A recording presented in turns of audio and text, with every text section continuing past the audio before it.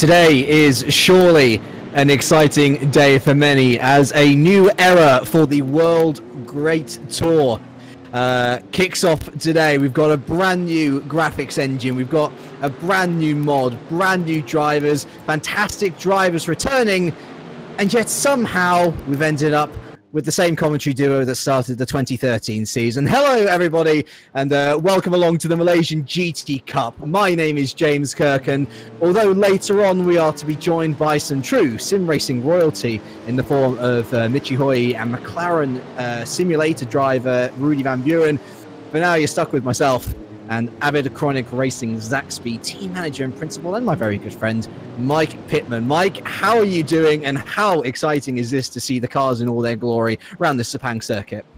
Oh, not bad at all. Welcome back, James. This is a fantastic occasion. This seems just like yesterday we were back doing this, but the cars have changed a bit. The tracks have changed, the looks have changed, all for the better. Absolutely brilliant. I can't wait for this, really. If it's anything like it used to be back then, we're in for a cracker. Oh, absolutely. There are a couple of rule changes to go through.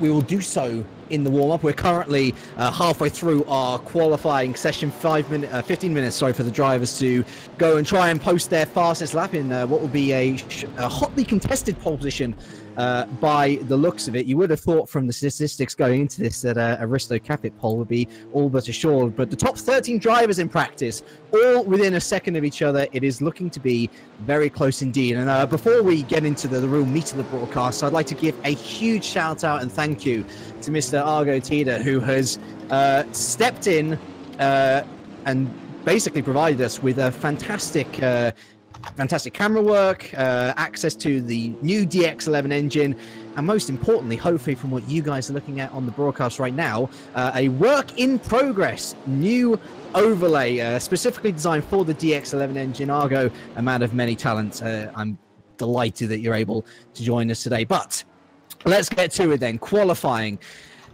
It's an interesting situation, Mike. Risto Capit is on a bit of a streak, a three-pole streak, actually. France, Germany, Belgium last year, in a year which he dominated 2017, as he did much through 2016.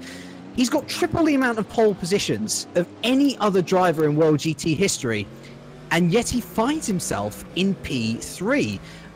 Behind new man Alan Terzius, actually going down to P4 now, with Chris Shepherd going in there. But a familiar face in GPVWC most recently is there up at the top with a 159.6. It's Yuri Kazdorp, though we don't think that's much of a surprise, do we? No, the quality of the field is amazing this year. I mean, if you're a follower of any sim racing, any endurance side of stuff, any GTs, anything like that, you'll recognise names up and down this grid as being top guys. And no wonder that, Risto has this fantastic track record in World GT, which is just, I don't think I'll ever be beaten again looking at it. It's incredible. But actually, the amount of drivers we've got here and the quality of this grid, it probably doesn't come in as favourite, which is mad when you think I don't think he's actually ever lost a World GT race that he's entered. No, you're absolutely right, yeah. So, I mean, that's just a mad statistic. But at the same time, he's my guy. So obviously, I'm backing him and not being biased at all. But at the same time, the guys that are around us, there's so many quality on this grid. You are in for a treat, guys, watching this. It's curious, isn't it? In the transaction over from Rfactor to Rfactor 2, we've effectively closed off the chapter which will be probably known as the URD section of World GT's history. In that first year, it was Luis Felipe Capamajan who he didn't dominate the field necessarily, but he was always up there, always strong, won the first two races of the 2015 season, and then that was history, really. And Risto Capit came in at the end of that season, won that final race of the season, and since then, it has just been dominating performance after dominating performance. As you've rightly said, he has not lost a single World GT race that he has entered. In fact, he's only been beaten in qualifying directly on track by Erhan Yojovski, who today is driving for Downforce, so I don't even think he's one of their primary drivers. His track records in recent years have been just incredible. Looking under threat, though, he has gone down to P7, and the reason why he's gone down to P7 is firstly other drivers going into the top 5, but a new man, at least by my recognition, Kevin Ryan, the Irishman, for SimTech Motorsport. Now, we've seen SimTech in and around GPVWC for a few years now, but their most prevalent in endurance championships, and really starting to strut his stuff is Kevin Ryan. A 159.3 puts him 2/10 clear of a debutant today, Alan Terzic, for Red Bull Street Fighter Systems. An incredible effort from the Irishman, as I believe. Is that a Mr. Rudy Van Buren? Yes, it is. Welcome along, Rudy. Hello, good evening, guys. How are you doing? You got in okay from what you had? Yeah, it was a bit of a rush, but I'm in time for the race, so main priority. Absolutely. You join us at a hotly contested time. We're 3 1/4 minutes away from our first qualifying session to be completed for the year. And your top 3, by the way, is currently Kevin Ryan from Alan Terzic and Yuri Kazdorp. The top 3 separated by 3/10.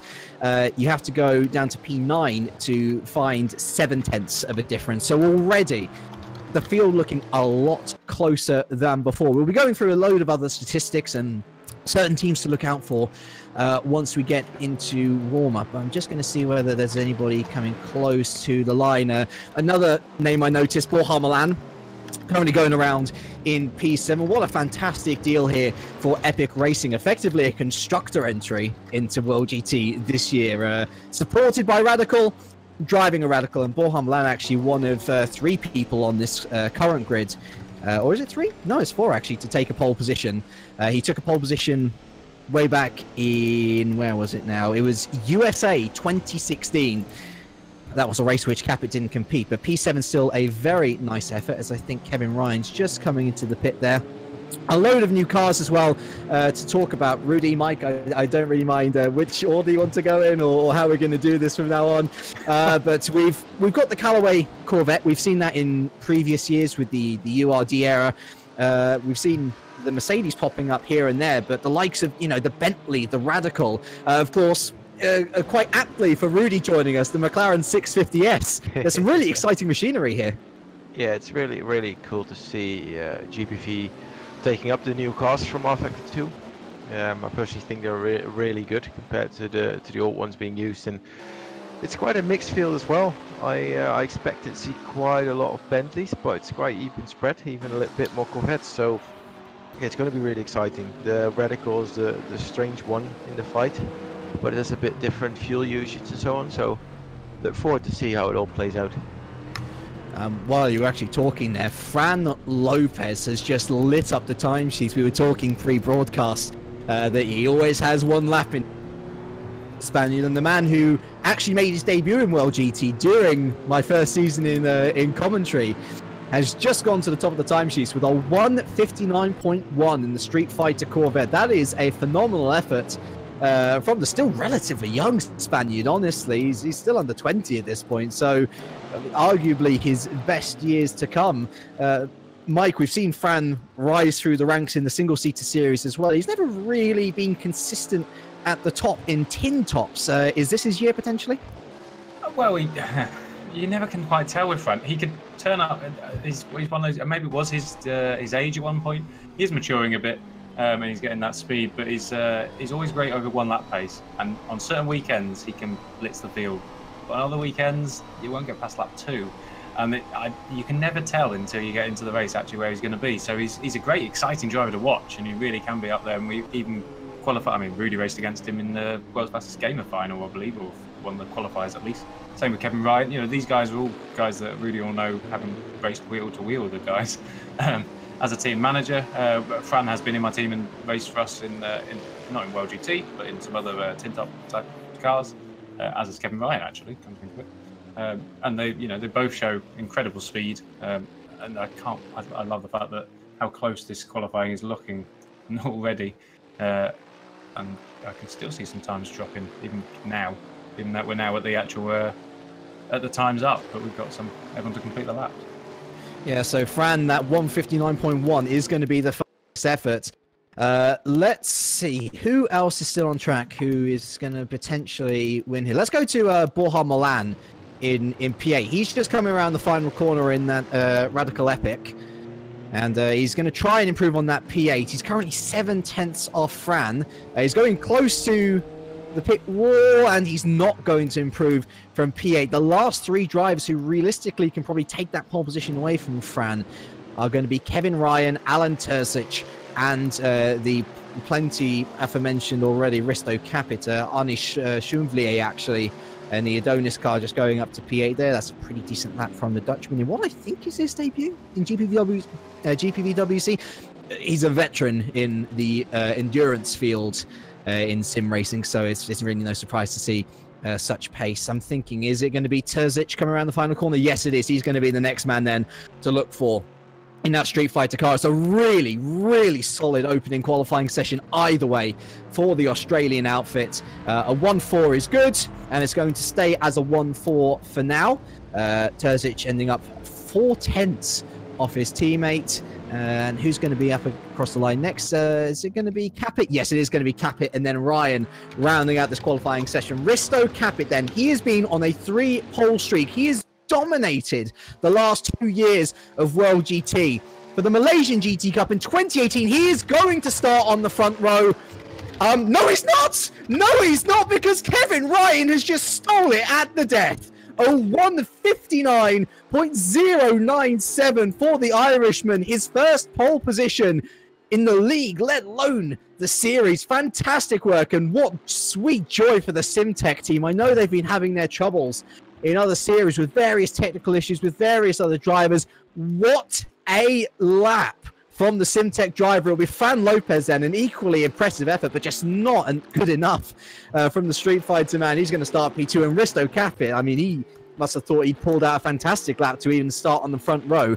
The man who took pole position 3 times in the last 3 events in World GT has to start, ironically enough, 3rd. Rudy, that could not have gotten any closer than we could have hoped. A wonderful return to the series. Yeah, I wish I could have seen more of it, because I'm still on my way to actually be in the server because of all the rush to get here. But just listening to you, it's going to be really close. If it's close in qualifying, it will be close in race. So I look forward to how that will fold out and see how Risto will cope with not starting on the front row in something he sees as his category. And Mike, for the SimTech team, I'm pretty confident in saying this will be SimTech's first pole in GPVWC as well. I mean, for the team itself, that's going to be a massive boost. But what about for the driver as well? I mean, Kevin Ryan, we've seen him in and really pulled up any trees. You said it yourself, though. He's got plenty of experience in other series. He's clearly got pace there. I mean, clearly we can see it today. What a start to the year for him, though. He's going to be over the moon. Oh, absolutely. Well, I mean, anyone starting up that end of the grid, it's a long race, but anyone starting up that grid knows they've got a good chance here to actually, be fantastic. I mean, it's just, we know how good this guy is. I mean, we interviewed him on Sim News actually, last year, and he's a very down-to-earth guy.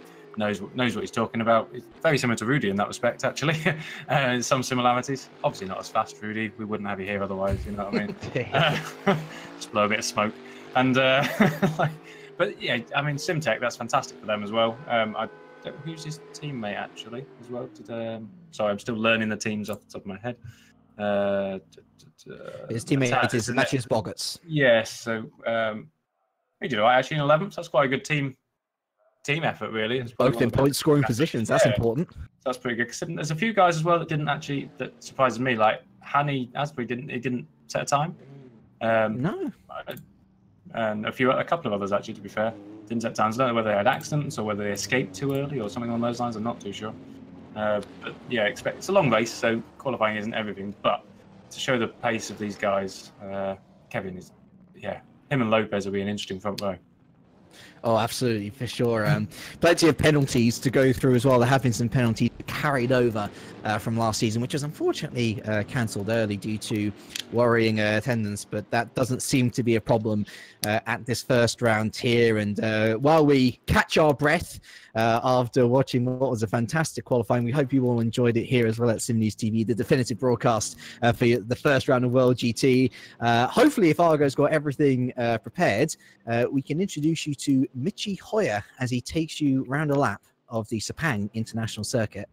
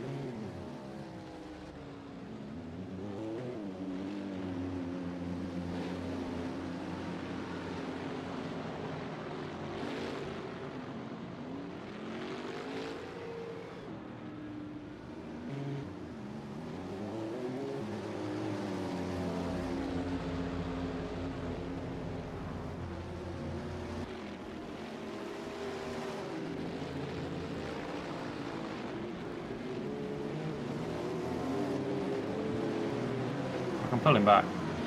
Right, welcome back then, everyone, to, well, we presume that you saw just the cars going around or something. Unfortunately, there was a bit of technical issues with our track guide. This is always going to happen, isn't it? And, well, thank you very much to Mike Pittman, by the way, for joining us. He leaves us now. So what we're going to do, Rudy, is we're going to try and find someone who can take us round the circuits. I'm just going to see whether there's anyone close to finishing up their laps. Usually Gustov just started. That's a good one now. That's a good one. So, Argo, let's have a little focus on Yuri Karstorp. And really, I'm not sure how much experience you have with Sepang. Take us through. Enough. So, we already had T1 and 2, so the long right-hander into the tight left one, which leads us to already the end of the first split. Pretty long straight, might be able to overtake here. Difficult braking zone, because the corner is a bit uphill and sort of off-camber on the exit, so cars will always tend to oversteer there. Fast left right sweeper, difficult to manage the tires and keep a decent balance in the car around here. Imagine F1 cars going around here this year, it's going to be absolutely sick. Quick double right-hander, double apex, not completely to the outside, touch the curb both sides just like you just did. And then there comes the left-hander hairpin. Difficult as well, it's uphill. Can brake a bit later than you actually think. Traction is always difficult here. Then we go into a sort of blind right-hander. Difficult to really get a braking point. Then we get a fast left-hander. Nearly flat out these cars. Slight brake, I think, before one of the most important corners of the track, which leads us to the back straight. Always need to get the clean exit here, because this is one of the few proper overtaking points around the track here, which leads us to the final hairpin of the track. On the track version we are using, the corner is still flat. In real life nowadays this one is off camera to the outside, so it's even more difficult. All you want here is a clean exit and get into the slipstream and try to overtake or drive away. And that is your lap.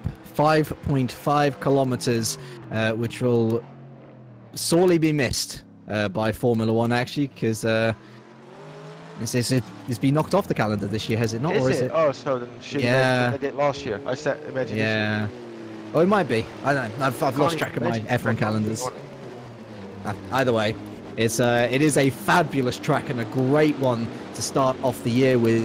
We've gone to Fuji 3 years, and actually Fuji's been pretty much an ever-present on the World GT calendar. It doesn't start us off this year, and it is a beautiful day looking at the skies to see these wonderful cars going around this wonderful track. Now, let's quickly go out and have a little look at the outstanding penalties, because there are a couple. So Erhan Yuyovsky, Nico Barclay, Rono Muru, those are the three drivers who are back of the grid penalties.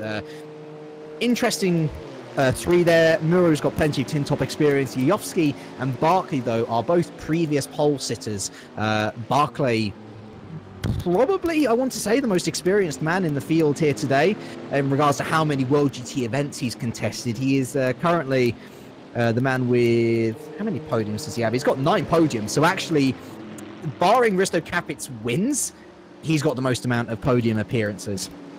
So the Peruvian always has something up his sleeve. We'll see whether he can produce something from the back of the grid today. So 1.5 minutes left. Let's quickly go over rule changes. I think we've already talked about it a little bit. Rolling starts. We're going back to something that we saw in 2013. I prefer standing starts myself, but the idea of the rolling starts is to make it a little bit safer so that we don't have any calamities going into turn one. More importantly, though, this year, Risto, we're going to see the longest world... Oh, not Risto, sorry, Rudy. We're going to see the longest... I'm getting you confused with your ex-teammate now. We are going to see the longest ever World GT races in the series history. We're moving up to 1.5 hours. Is that going to make any big difference to particular drivers? I'm thinking more along the lines of tyre wear. It's okay to have one stop and then eke out tyres near the end of a stint, but now that we're going to be technically having more stints than we did previously, might some drivers struggle with that? Yeah, well, it's not just strategy related, but also concentration related, especially if you come from the sprint races that we offer with the BTC style and so on. It's all short and quick and go, and now it's all about the long haul basically. I do think mainly we'll see one-stoppers. Might see some different tire compounds going around.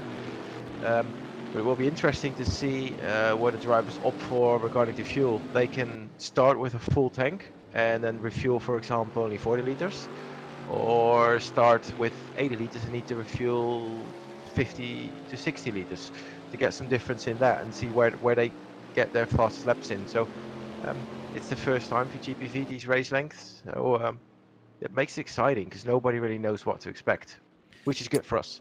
Oh, for sure. Like, I think it's going to be fascinating to see. You've got some people with good endurance experience of 6-hour plus races in the likes of Chenvlier, in the eyes of Kevin Ryan as well. You've got people who are used to these sorts of race lengths, like Fran Lopez, like Risto Capit.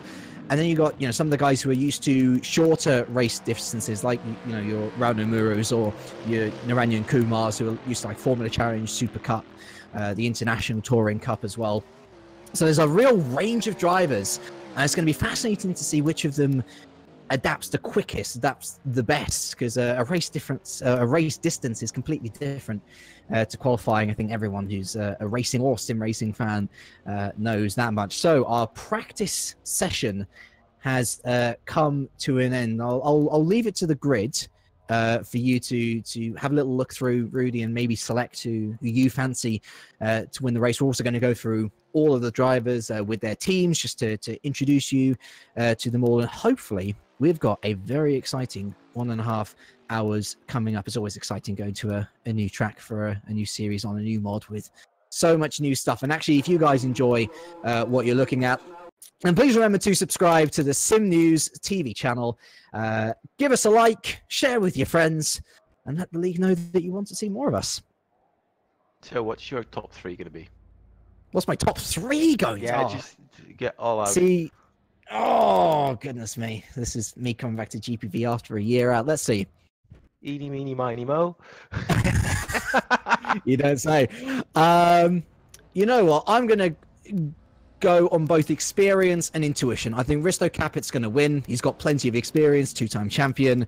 He'll fight from 3rd to win. Kevin Ryan, pole position, got plenty of experience in endurance. He'll come 2nd, close, but close, not close enough. And I quite fancy Yuri Kazdorp to be on the podium as well. I think Terzic, he's a debutant in the series. I'm not sure whether he's going to be able to hold out. And Fran Lopez, I reckon he's got the speed over 1 lap. Debatable whether he'll have it over an hour and a half's worth. So let us go then through your grid for the Malaysian GT Cup in 2018. Once it expands for me. On pole position, it is going to be Kevin Ryan, the Irishman driving for Simtech Motorsport. 2nd alongside him, Fran Lopez, already had experience in this series. Is this going to be his best season yet for Street Fighter Racing Systems? Then we have Risto Capit driving for ACR Zaxby, the 2-time champion, 14 times winner, 12 times pole sitter. He starts from P3. We then have debutant Alan Terzic, the Bosnian. Fran Lopez's teammate. That's a great qualifying for them. And rounding out the top 5 is Yuri Kazdorp, the Dutchman driving for Velez this time around in the Callaway Corvette. Chris Shepherd, a multiple podium time sitter, is going to start P6 for Stack Racing with Ricardo Costa, a new name in Super League, a new name here. He drives for Mad Cape in 7th. Arnie Chunvlier, multiple endurance podiums and such. He's going to start P8 for Adonis Engineering. Borja Milan, another pole sitter in the series, starts P9 for Radical Epic Racing. And Osvaldo Angeloni, another new man around these parts. He's shown plenty of promise in single-seaters. How is he going to do in GT? Well, good start already. He starts P10 for McKinley Engineering. We then have Matusz Bogarts for Simtech Motorsport starting P11 with Naranjan Kumar, I believe, a reserve for Racing Team Stroton today. So starting P12 is a good result for him. Miroslav Davidovic, the Austrian, starts P13. Paveles with Thomas Hinds. He was slightly worried about his pace. Not too bad at all. P14 for Radical Epic. We then have Robert Nosin, I believe his name is. ACR Zaxby, P15. Mark Veit starts P16 for the Scuderia Basilia outfit. His teammate, April Karlsvard, starts P17 with Michael Wilson behind those two for the Eidos Motorsport outfit, P18. Fabian Ruda starts P19 for Aurora Motorsports, and the top 20 is rounded out by Matthew Clipper, a real veteran of GPVWC. He starts outside or just inside the top 20 with PGSR.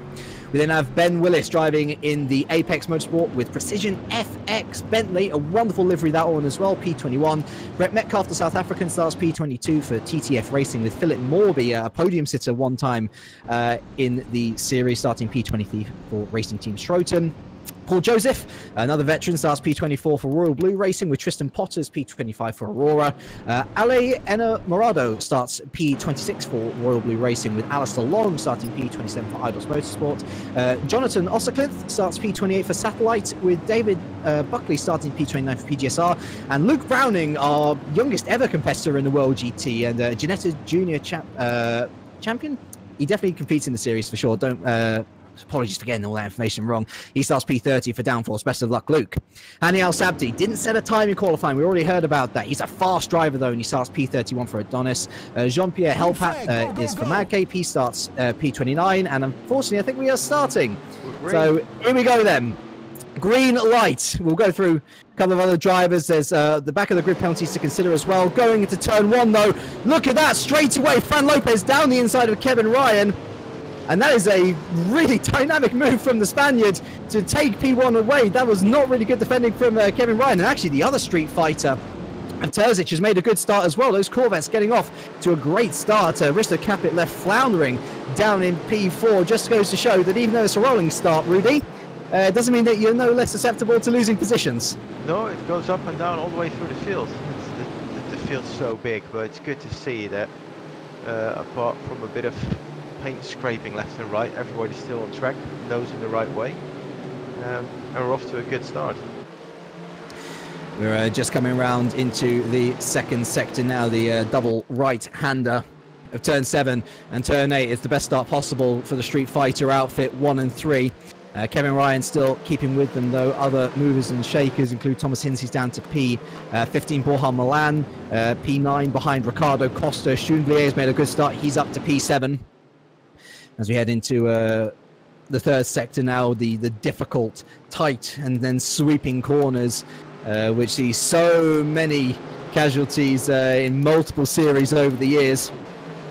Looks like, yeah, it looks like Ale Enamorado, who made his debut in this season, he's already out of the race, unfortunately.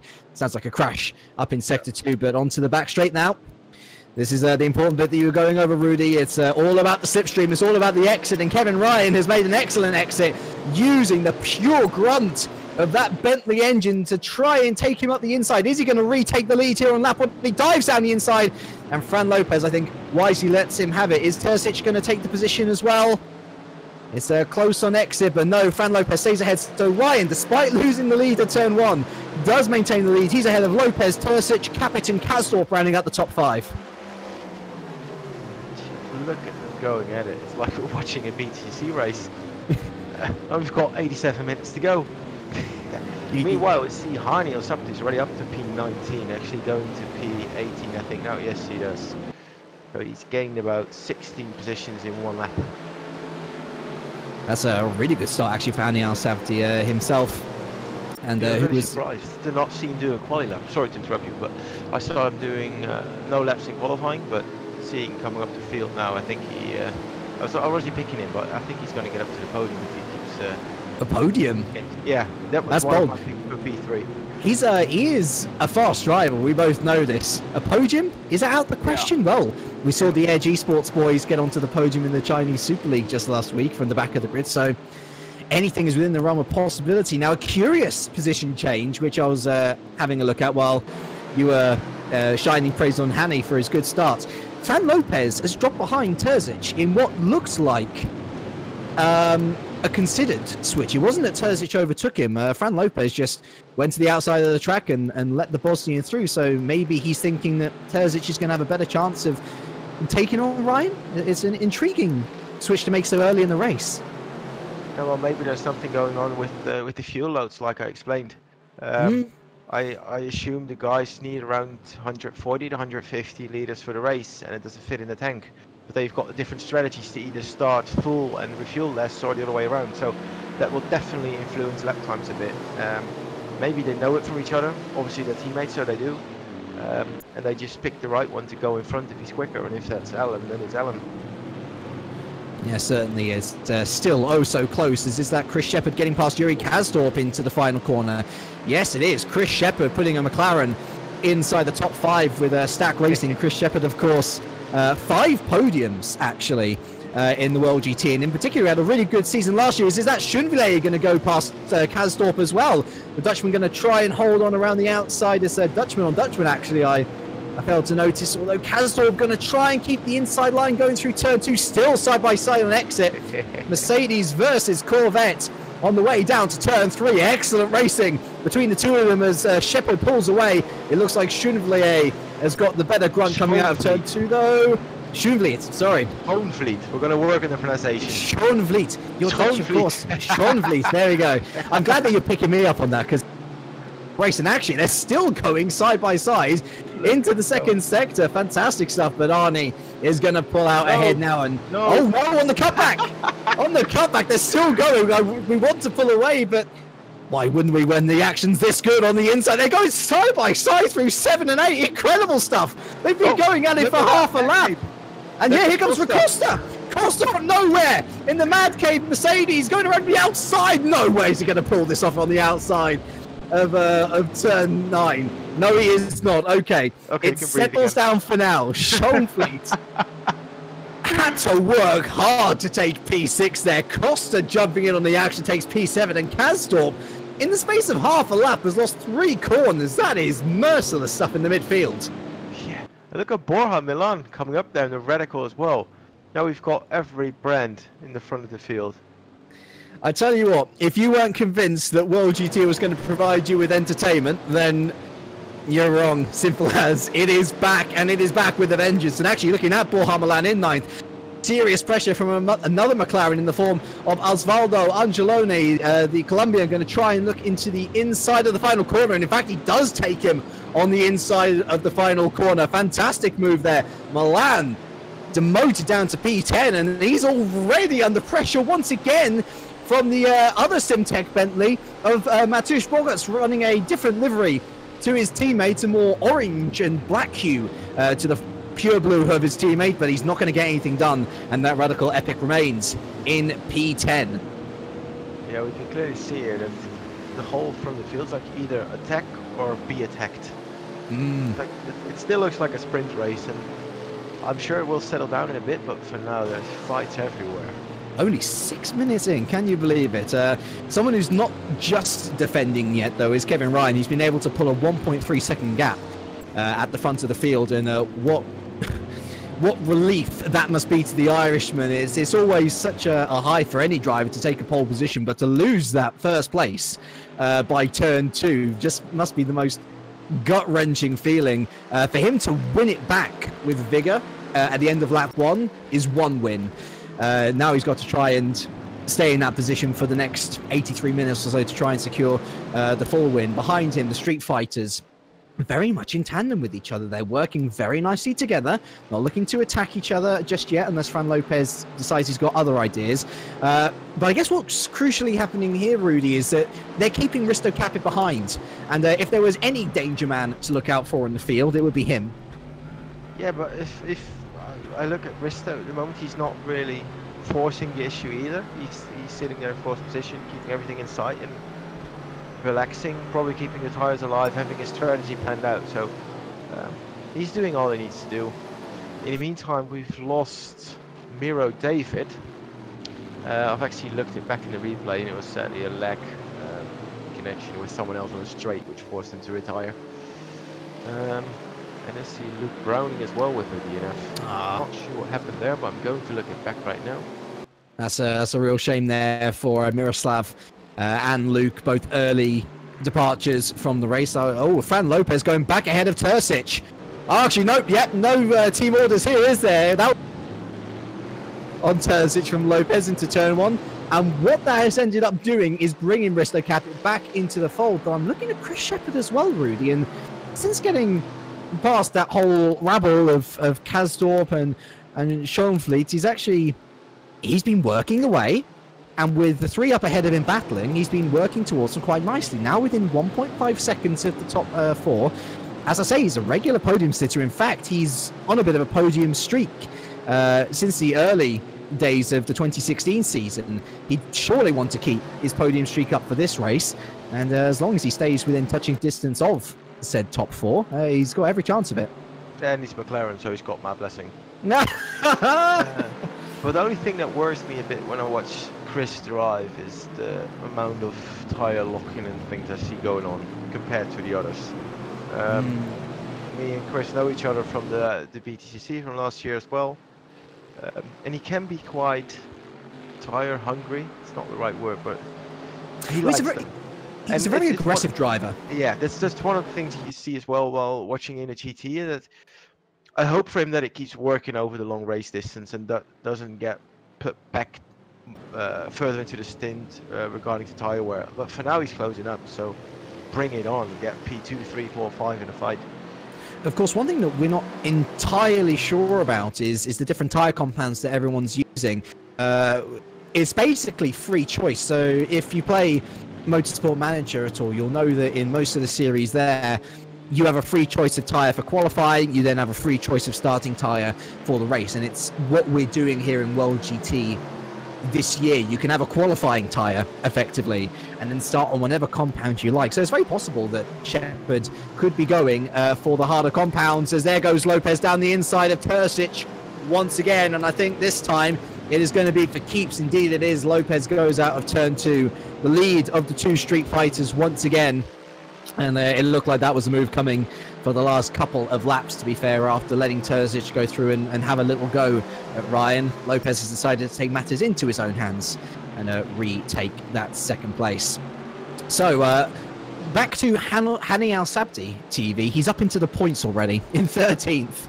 So the Adonis Mercedes is moving through nicely. He's just going to be looking to catch up to the Racing Team Stroton machine of Naranjan Kumar. Currently rounding out the rest of the points, by the way, Matthew Clip for PGSR and Philip Morby in P15, the other Racing Team Stroton car, though he is in an almighty scrap. The aforementioned, one of the most experienced World GT drivers out there, Nico Barkley, in the other Stax Racing machine to Chris Shepard. He's just hounding the back of Philip Morby through the S section here, and he's got to be careful as well because he's got Ben Willis and April Carlsvard for good company as well. And actually looking back at April, she's going to try and make him move into the left to double right-hander. Not going to work this time, but a great scrap going at the front and a great scrap going for the final points finishes as well. There's a couple of other people who might be in close pursuit there, as well as is I thought Carlsvard had just made her way past Willis. That's not the case, but Nico Barkley is going to make his way around the outside of Philip Morby. Look at this! He's going to try and make his way around the outside of the sector 3 corner. They come together. Barkley stays on track. A rugged defence there from Philip Morby, and why not when it's the final point? Yeah, you can see that Morby locked the rears a bit going into the turn.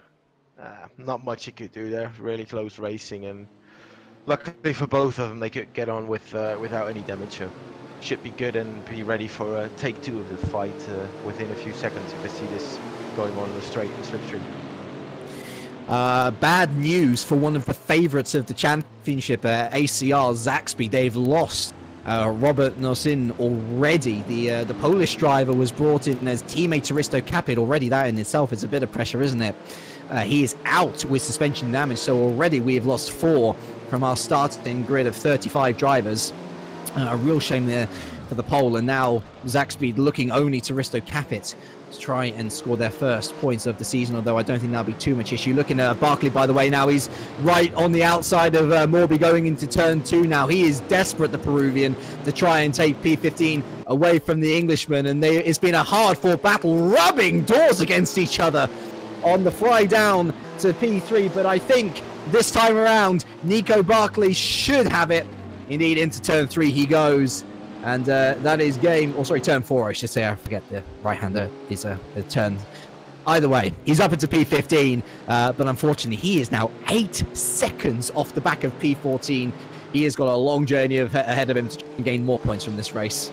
Yeah, and meanwhile there's another scrap going on for P10. It's Borja Milan again, who's struggling with the balance of his radical. He's going quite sideways, but he's got Macho Bogus, gonna be difficult one to pronounce, but he's got Macho getting closer to him. Already showed his nose a few times, and yes, there's no margins for error. you've got to think that Bogarts has got a really good setup, given that his teammate is now leading the race by 3.6 seconds. But you're right, I have noticed this. As much as it's effectively a constructor entry, Epic Racing are working effectively on their own. You know, it's their entry supported by Radical, and so they're looking to make all the setups. And Borja Milan, I mean, he's scored a podium. Actually, I lie, he scored 4 podiums in the World GT before, so he's an experienced driver. He knows how to get up into those high positions, and maybe just some early teething problems for the team. He's fallen definitively off the back of Osvaldo Angeloni in the last few laps, and Bogarts will be rather eager to try and make it 2 Simtex inside the top 10, not just 1. And well, before long, these two will have to watch out for Hani Al-Sabdi. He's gotten past Naranjan Kumar already, and he's into P12, only 4 seconds off the back of these two. So I'm still a little bit skeptical about podium shots here, Rudy, but a top 10 is looking more and more likely by the minute. Yeah, well, I'm looking at lap times a bit as well, and you can see that Kevin Ryan keeps them quite flat. For example, lost 1 second from his fast lap to lap 7. But there are guys in there who are a lot higher, with over 1.5 second loss already, and Risto's one of them who's lost quite a lot of time already compared to his fastest lap. So this race is going to get a next chapter quite soon, because you see everybody struggling with the tires, and we're only 50 minutes in. So if they're going to do one stop, they've got about 30 minutes to go. So it's going to be about the long haul, can keep them in. And Chris Shepherd is actually one of them who's really flat with times at the moment, even while I said that he's one of the more aggressive drivers. So I hope for him he proves me wrong. I'm really curious, and forgive me if I'm thinking too much here, but have you actually driven one of the McLaren 650Ss? Like, would you be able to tell the difference between the virtual machinery as opposed to the real life machinery? Not yet. Not yet. I like the yet. We'll get back to that one later. And actually, yeah, to be fair, he's doing a really good job, although he's starting to lose time to Arnie yet again. Arnie doing a really good job, actually. The Adonis setup is looking really solid. The Mercedes, I mean, it's a good car in itself, but it's really flying under the tutelage of Al-Sabdi and Chonvli to he possibly considered looking to turn 1, but given how much faster, at least by my naked eye, he's going in comparison to Shepherd, he can wait to bide his time. It is, of course, only 15 minutes plus into the race. Yeah, and the lockup you saw that Chris just had is, if you do that too many times, it's going to bite you at one point. Looking at Arnie's times, he's really consistent, and he's not the quickest over 1 lap. But if you look at the overall picture, you can see the endurance guy in him. He obviously has experience in the endurance world. Just gets his act together and just flatlines the pace, basically. Which is why you see men and boys in this race who was able to do it, like accept a few tenths in the beginning, flatline it, keep it there, and win it over the long haul, compared to the ones running into it and then basically running into a wall. And it is fascinating in regards to these two drivers as well, because like you say, I mean, so much endurance history under his belt. You know, the guy is a proven pace winner in endurance series. He knows how to crack out those laps at a consistently fast pace. Chris Shepherd, he's fast at all levels, yes, but we've seen him have most success in the International Touring Cup with touring cars, in Formula Challenge most recently, in the shortest single-seater races that we have here at the league. Yes, he's done well at World GT previously, but those were 1-hour races. They were effectively long sprint races, for better need of a description. 1.5 hours, that extra half hour is going to make a difference. You know, that is going to wear on the drivers who go through those tires quickly. And Shepherd, he's an aggressive overtaker. He's aggressive on his tires. And as someone who was similar in style to him when, you know, I raced myself briefly, while I was, you know, starting up with my commentary and stuff, I know the type of driver he is. And I reckon he may struggle. As let's see, will Chonvli have a little go into toe one? Yes, he decides to dive to the inside now. This will be one of the most popular overtaking places on the circuit today, I imagine. And it sees yet another one go through there. Arnie moves up into the top 5. Shepherd down to P6. As down in P10 as well, a similar move is pulled by Maciej Bogarts. He's finally made his way past Borja Milan. The Spaniard demoted down to P11. And now it's a Simtech 110. Yeah, and I'm coming back to that flatline pacing. And Kevin Ryan at the moment, his last 4 lap times is a 202.0, 202.2, 202.2, 202.1, and that's exactly what I mean. And both the 0.2s like 2,000s apart. So, and while doing so, he's the quickest on track as well. So Kevin is, for now at least, running away with it. Up to 5 seconds a gap, which is quite a lot as well. And to be fair as well, I mean, Simtech aren't exactly a team that's new, that might struggle in this sort of situation. I mean, if any of you follow their Facebook page, you will know how much they absolutely adore their endurance racing, only for something to go wrong, whether it's a technical issue, whether it's another car damaging prospects into the race. Might Simtech have found their special series here? Because in 1.5 hours, it's not too long so that early damage in a race could seriously hamper you, I don't know, 6-7 hours into an event. And at the same time, they've got GT cars here, which they're more than experienced with. They know how to set them up. And I mean, clearly, Kevin is just loving himself out there. The car looks stable, the car looks happy, the car looks fast, most importantly. And as we cross the 20-minute out of 90-minute mark, he currently leads Fran Lopez by just shy of 5.5 seconds. It's been a practically impenetrable performance so far. Yep, heads off for now, and you can see that his endurance experience just pays off as well. Sadly, we've had 2 more retirements, by the way. In the meantime, Alistair Long and Michael Wilson near the back of the choosing to call it a day. So our retirement list already up to 6. The early flyers are dropping. And this is really the beauty of World GT. Can you keep going? Can you keep up the pace? Can you stick it out to get every single point that you can muster? Well, that's certainly going to be the case for Hani Al-Sabti, who's just made his way past Borja Milan into P11. Matus Bogarts is just shy, or just above, sorry, a second away from him.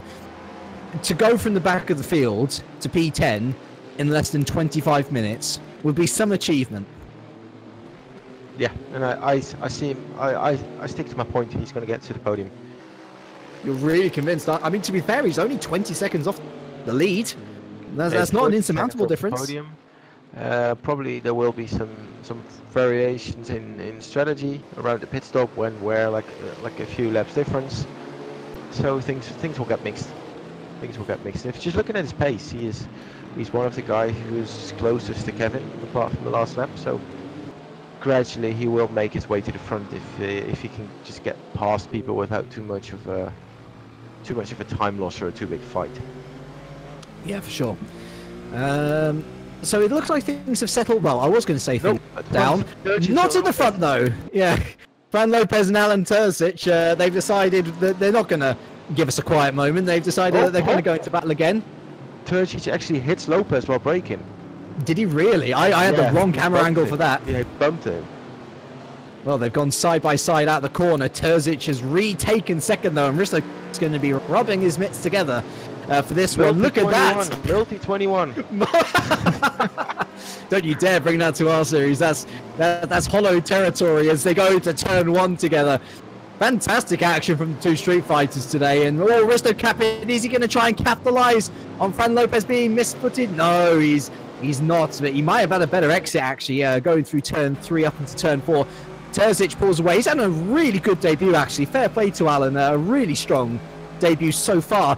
Does Risto Capit have a look into turn 4? No, he does not. Fran Lopez will remain in P3, and that's great to see. I love a competitive rivalry between teammates, but to be fair as well, although these two are rubbing doors, are rubbing cars together, at the same time it's fair. And for every man themselves, it seems. Yeah, and at the same time, look who's closing up rapidly. Yeah. Arnie is only, I'll let you with the last name to practice, but he's only a second away, so this is going to be a 4-way fight soon, and then Risto will be in the most difficult position, because you've got the 2 teammates who always give each other, apart from the braking, like the 1 meter extra, and then Risto's going to be either attacked or be attacked, so this is going to be a good scrap, and Kevin Ryan is just extending the gap as he needs to and gaining nearly 2 seconds because of that fight in 1 lap. Schoenfleet. Yeah, getting close. There you go. Like I will never perfect pure Dutch pronunciation, but as an Englishman, I can try my hardest. Yeah, and, just make sure you know stroopwafels, and then it's all good. Oh, I love myself some. I'll tell you what, the worst thing about that is that a lot of people over here call them stroop waffles, which I know is wrong. It's terrible. It's sinful. But enough about my guilty food habits. Let's look at the guilty action on track. It is pure, unadulterated fighting here at Sepang International Circuit, and what a great evening to join us for. If this is your first broadcast, welcome one and all. A reminder to subscribe and like the broadcast here at SimNews.TV. We really do hope to bring you more broadcasts like this. Just let GPVWC know that you want us back, and we'll be happy to provide. Heading through turn 2 for the 12th time of asking. We're almost 25 minutes into this race. It sure does fly by when you're having fun, and I guess this is going to be the major problem for Street Fighter. Terzic and Lopez, whenever they have got past each other, they've not been able to extend the gap, and so they are inevitably holding themselves up. And I think, Rudy, that this is perhaps a big factor in Ryan's seemingly good-looking pace. Yes, it's consistent. Yes, it's consistently fast from what we've seen in practice. But what if Terzic or Lopez were to have some time on their own to crack in the laps themselves? Right now, they've had to worry about defending from each other.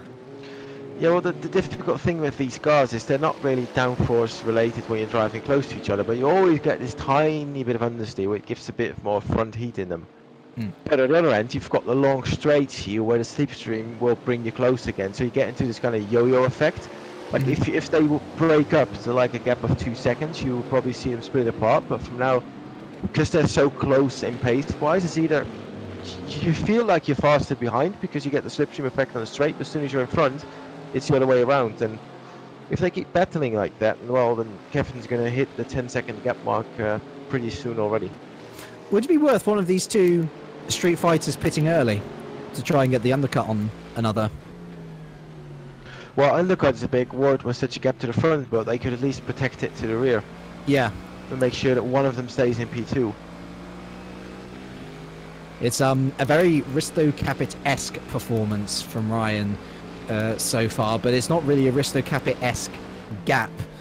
By this time, in what were 1 hour races last year, he would have been some 15-20 seconds clear, and that gap has almost halved, which is a testament to the rest of the field improving, and the mod, or actually it's not even a mod, is it? It's downloadable content, you know, really shaking things up, and fair play to ISI for A, providing the license, and then B, providing the fantastic content which allows us to bring World GT into 2018 on a real high. It's been a fantastic race so far, and we will go down the majority of the order once we hit the half-an-hour mark, a third of the way through the race. In the meantime, we shall enjoy these four from second down. I'm going to interrupt you because Philip Morby and April are going at it again for the last lap already, and now they're again side by side. And Philip in P16 is clearly struggling with the balance of the radical. A lot of oversteer, but yeah, they're going at it. They're giving each other room, but they're side by side everywhere. What I am really happy to see as well, and I guess apologies to anyone out there who might see it as trying to point something out, but I'm absolutely loving April's involvement in this series. We don't see enough female esports personalities, in my opinion, and to see one so competitive, near the points, putting on a great show for us, it's fantastic. And I hope that she continues not just to join in this series, but in other series as well, because I feel like we need more icons for female gamers to look at and think, you know what, I want to get involved in esports as well. I mean, she's doing a great job, and I guess at the end of the day for Scuderia Basilia, if she can score a point, then that's what matters most to them.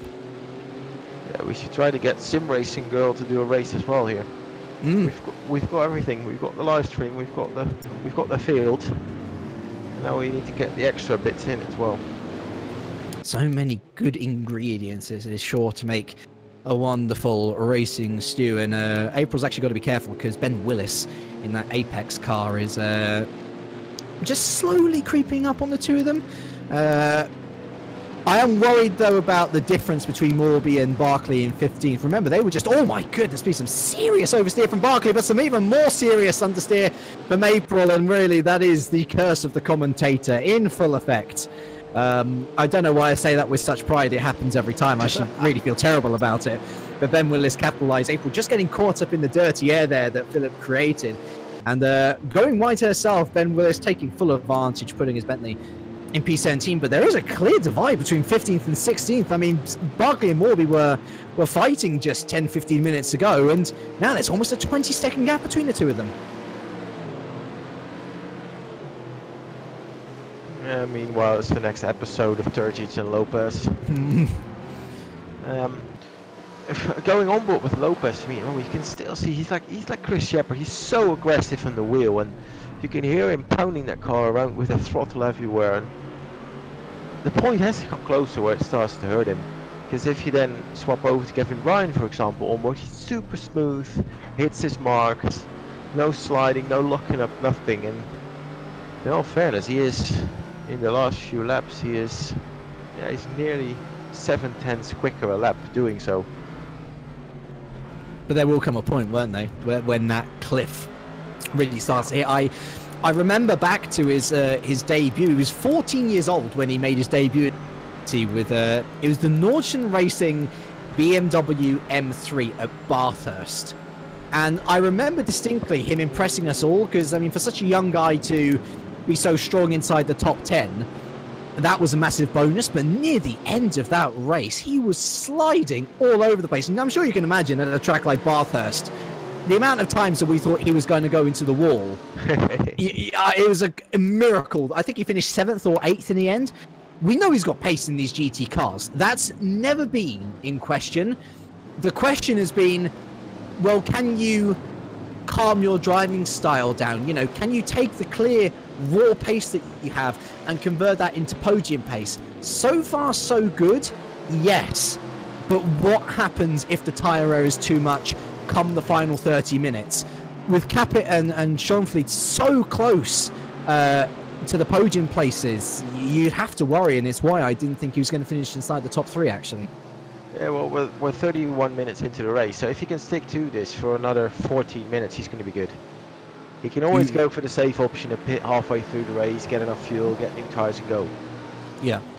If they start going into strategies like not changing tyres or something, yeah, well, then everything gets really difficult. But knowing Front as a driver, I don't think he'll opt for that, because he knows he's one of the more aggressive ones in the rubber. It's almost best to just keep the strategy simple, isn't it? Know that you've got to get to halfway in the race. If you can make it to halfway in the race, at the end of the pit stop's over.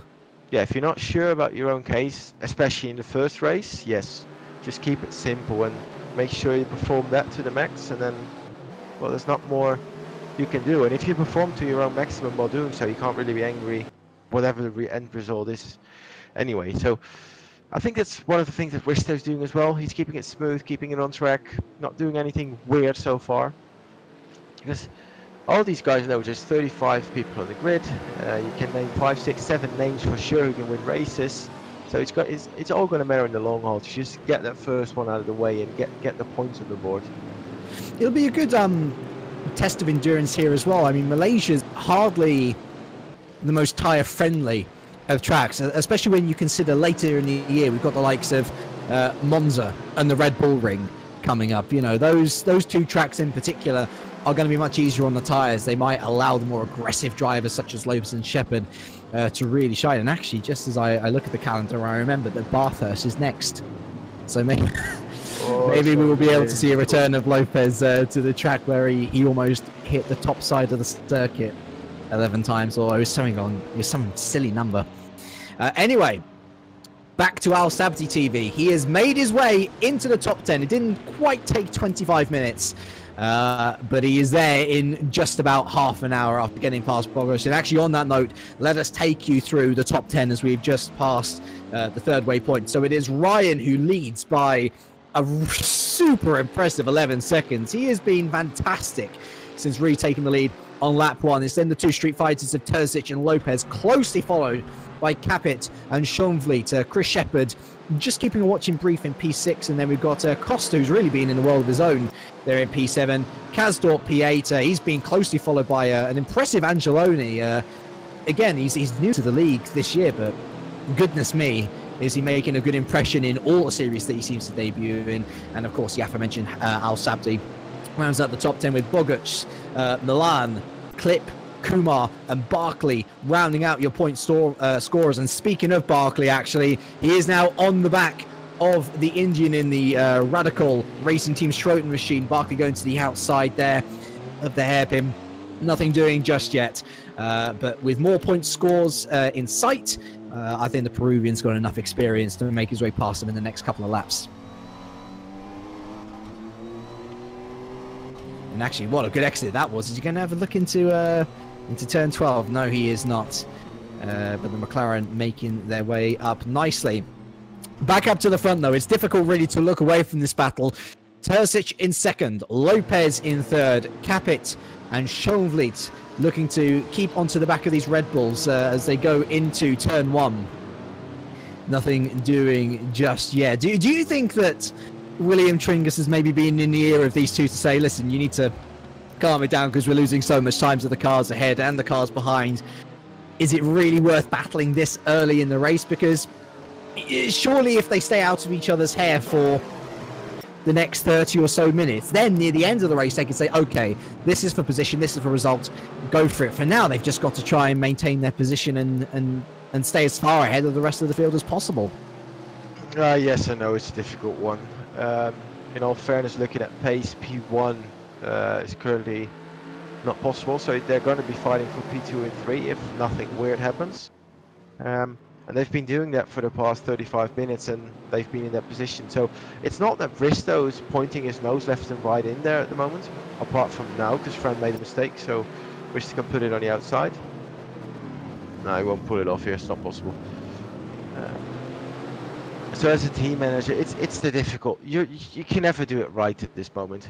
If you say to your drivers, like, stick to it, you're going to be like the one with the boring mark on your forehead. And if you stick to the point of just go race, they'll get to the point they hit each other. As long as it's not too hard, I'll just say, like, go on with it. I'm just taking a look down the Formula 1 calendar, by the way. Malaysia is not on it. So they are missing out. And Osvaldo for P8, 9, and then Hani is there for P10. Yes, yep. Very good spot.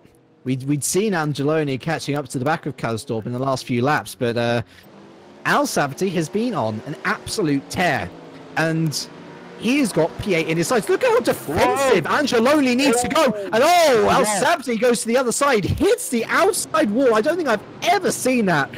The Colombian going super defensive, and Al Sabti having to make some piloting maneuvers to try and get out of the way. The speed differential is clear to see.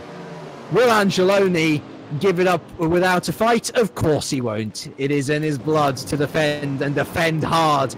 Al Sabdi, is he going to make a dive into turn 1? No, he's not. In fact, Angeloni, look on the inside of Kazdorp as well. He realizes he needs to put something between him and the raging Dutchman behind him. I don't think he's going to get much love or luck on this lap as Al Sabdi continues his charge. Yeah, it's good to see as well. You see the differences between the cars. Like the McLaren being rear engines, you can see if the thing turns, as soon as Osvaldo can go on the throttle, the thing has so much rear grip on the exit. You can actually see that he extends the gap a bit towards the Mercedes. It's really good to see that we've got such different spread through the field going on. We can actually spot the differences in cars well regarding to the driving aspects of it. Not just, of course, we've got the brand, we've got the looks, but you can see the handling differences and where one car is better compared to the others, which gives us an extra mix in the field. Most certainly. To catch you up on our retirements, by the way, we've had a few more since our last check-in. Veit, Helpap and Hinz all out. One disconnect, 2 suspension issues, as the concentration continues to dwindle from certain drivers. Others are just getting into their flow. You think that would probably be the case of Hani Al Sabti. We're coming up to the final couple of straights of the circuit once again, and it was here where Al Sabdi was really able to launch a strong attack on Osvaldo Angelone. It's a decent exit from Al Sabdi, but he catches a bit of the sand. Might have compromised his exit a little bit as he gets into the slipstream of not one but two drivers. Remember, Kasdorp up ahead in 8th. You can see Costa there just off in the distance, so they're really not too far away from 7th in total, but Angelone able to hold on quite easily for now as Al Sabdi has to cross over another lap in P10, although on lap 19, 39 minutes gone, we have our first major pitter of the day. Chris Shepherd for Stax Racing comes in from P6 to change tyres. A potential undercut attempt, we think? Yeah, it should be, or going to play into the part of where we said that he's one of the more aggressive ones. But he got the 40 minutes. The track will rubber in a bit more, so he'll get to the finish fine. But this will open up a bit of strategy. Kind of depends on where he comes back on the track, if he can use his new tyres. But he was in position that he was within a few seconds of Arnie and Risto. So if it does give him the pace advantage and lets him drop back into the 202s and then the low ones especially, if they give him like 3-4 laps to do so, that can be a gap of nearly 5 seconds that he can make up. So interesting move. Yeah, this is also going to give us our first idea of how long pit stops are going to be in the Rfactor 2 GT3 pack era. Is he going to come out just ahead of Tristan Potters? Yes, he is. The Stax boys have timed that to perfection. There is a big gap between April Karlsvard and Tristan Potters, and so Chris Shepherd has come out very nicely indeed. I think there have been a few other pitters then, surely since then, or it's just people dropping outside of, dropping out of the race entirely. And we'll see how big this pit stop gap is now as he crosses the Sector 1 split. He was roughly 16, 17 seconds, so it's about a minute worth of pit stops. That will be something interesting to consider as we go forward. Yeah, it's just under a minute if I look at it, but I'm actually waiting for either Risto or Arne to do the same. I'm not going to say they're stuck behind Fran and Ellen, but they need to try something to get in front of them, and the undercut's pretty much the only thing they've got to do it. So I'm expecting. Oh! Sorry, big contact at the final corner. Kasdorp, Angelone, and Alhab. I'm not entirely sure what happened. I think they all got closed up. I think it might have been Kasdorp spinning at the final corner, and that caused a chain reaction. Al Sabdi moves into 7th. Angelone is down. Nope. Technically up. Huh? It's different. It's Osvaldo who taps Kasdorp on braking. He only barely has his nose in and taps him just behind the left rear wheel. Locks up, slides into him, and then you get the whole tango going on, and they all three hit each other. Oh, that is a real shame there. We saw Angelone getting a bit tetchy, a little bit nervous, a little bit impatient, and that impatience came back to bite Yuri Kasdorp. Unfortunately, might be one for the stewards to look at later. But at the end of the day, Hani Al Sabdi runs away with it scot-free. He gains 2 positions out of that. And Matus Bogarts as well gains a position. Remember, although they're up to 7th and 9th respectively, we still have Chris Shepherd pitting. And so there is all that to consider in the grand scheme of things as well. But good news for Al Sabdi as he effectively takes 2 drivers with little effort.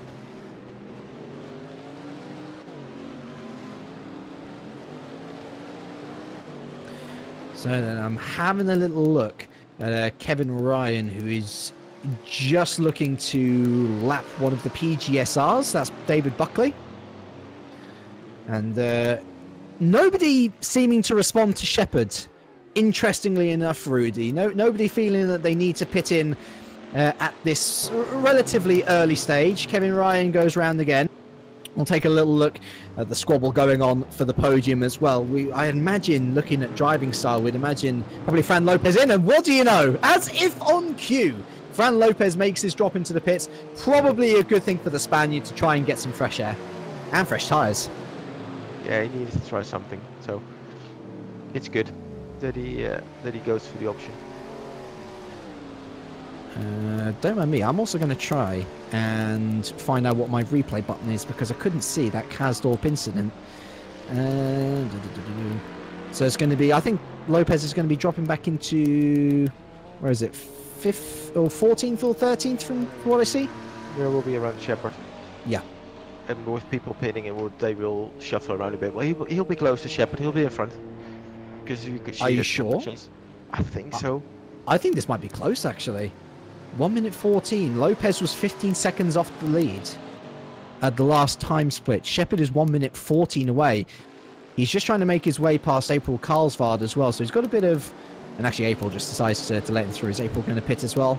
No, she's just going to let the fast drive through. Where is Lopez? Lopez still in the pits. Lopez is still in the pits. Shepard's coming through now. And well, the undercuts worked. Chris Shepard goes into the... he goes into 14th overall. But in terms of on track, what does this mean for the podium battle?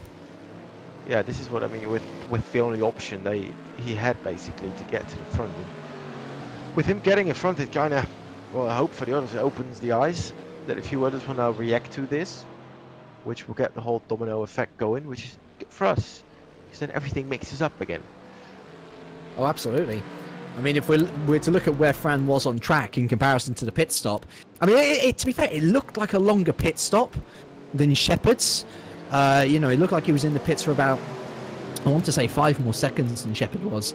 But for Terzic, she's now thinking, oh, well, am I going to hang on to my P2 here? Because Shepard's absolutely flying. He's making use of the fresh rubber, and I'm not. Kevin Ryan goes round, and actually the 3 behind him all go round again. So these guys are going to try and stick out, and I imagine what they're going to look to do now in response to Shepard and his early pit stop, benefiting over Fran Lopez as Capit looks for a move on Terzic. Not going to happen.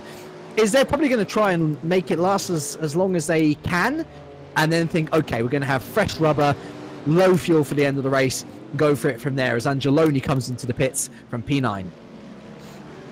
Yeah, well, we get to the point now where people start to show their hands, and there's actually quite a gap between Fran and Chris as well. There's more than 5 seconds. 10 seconds, isn't it? Yeah, it could have been that Chris started the race with a full tank and needed to refuel less compared to Fran. That gives the time difference. So, you know, it makes me curious to see where he'll pop out when Risto, Arnie, and Alan will make their pit stop, because this puts a new light on it. There's so many different variables that we as spectators simply can't see. We can't see their tire compound. We can't see whether they're refueling, how much fuel each car started with. And it's one of the beauties of this series, is that there is so much to the imagination of the spectators that we'll only get to find out in post-race interviews. Carlsvard and Clip also in, and so the pit stop phase has well and truly gotten underway. We're 46 minutes into the race, over halfway through now, and really all the strategy is only just beginning. It's exciting to see. The big question now, I guess, on everyone's lips is when are the top guys going to pit, and how will the strategies play out in the final 10 to 20 minutes of this race. Yeah, for Kevin Ryan it's easy. He can just stay out until someone behind pits. He's going quicker than the guy behind, so he can just stick to his plan and wait for P2 to pit, or keep a little eye on Chris Shepard, but he was quite far off him, so no need to really put attention to that. But between P2, 3 and 4, Risto nearly lose it. It's going to be close. Who's going to be the first to blink and then capitalize on it? Are you slightly on the? Are you on the replay still, I wonder? No, I was on the exit of the last corner where Risto had this big wobble. Okay, I was just checking because I saw it and I was like, oh, late reaction. Never mind. Let's see. Is anyone else pitting from the top 10? No, it doesn't look like it. Actually, I'm looking at Borja Milan, and he's fallen behind Nico Barclay now. Barclay really starting to work his way through the field. I know everything's still got to work out in regards to pits, but Milan was definitely ahead of Barclay, and so the Peruvian, much like Alsati, is having a fantastic recovery drive from the back of the grid. Yeah, and look at P6. Still going. Still going. And in clean air. Getting closer. Yeah, but I wonder if you had any damage from that weird moment yet with the other guy, with Osvaldo on the back straight. Because after the wall contact, you saw him wobbling the wheel and feeling if everything was still okay. So that probably just says that, even, at least from his side, it was quite a hard hit, because he was checking it. So yeah. I hope he doesn't get dragged into some damage repair at the pit stop. Well, we definitely saw that in the Chinese Grand Prix last week. There was some damage to Peter Burlak, I think, and he he and the team went in for damage repair, and yes, he finished second, but the argument is, well, how much further ahead in second could he have finished if he didn't have those damage repairs? They're such costly things in Rfactor 2 as a simulation, as they are in real life, to be fair. So you've got to be careful, and I'm just hoping it's more safety and caution over continuing to drive on as if nothing happened, because whether it's a small hit or a big hit, you never know what the true extent is unless you test it. Let's have a little look. Where are the leaders? So Kevin Ryan, Terzic, Capit, Sean, all go through once again. We look behind to Ricardo Costa. Risto. Oh, Risto? Yeah, Risto. Yes, Risto. Yep, you're absolutely right. He's on the outside. He has an exit of the far corner, and that's a late break from Terzic. Down the inside goes Schonfleet as well to try and take advantage of Capit on the outside.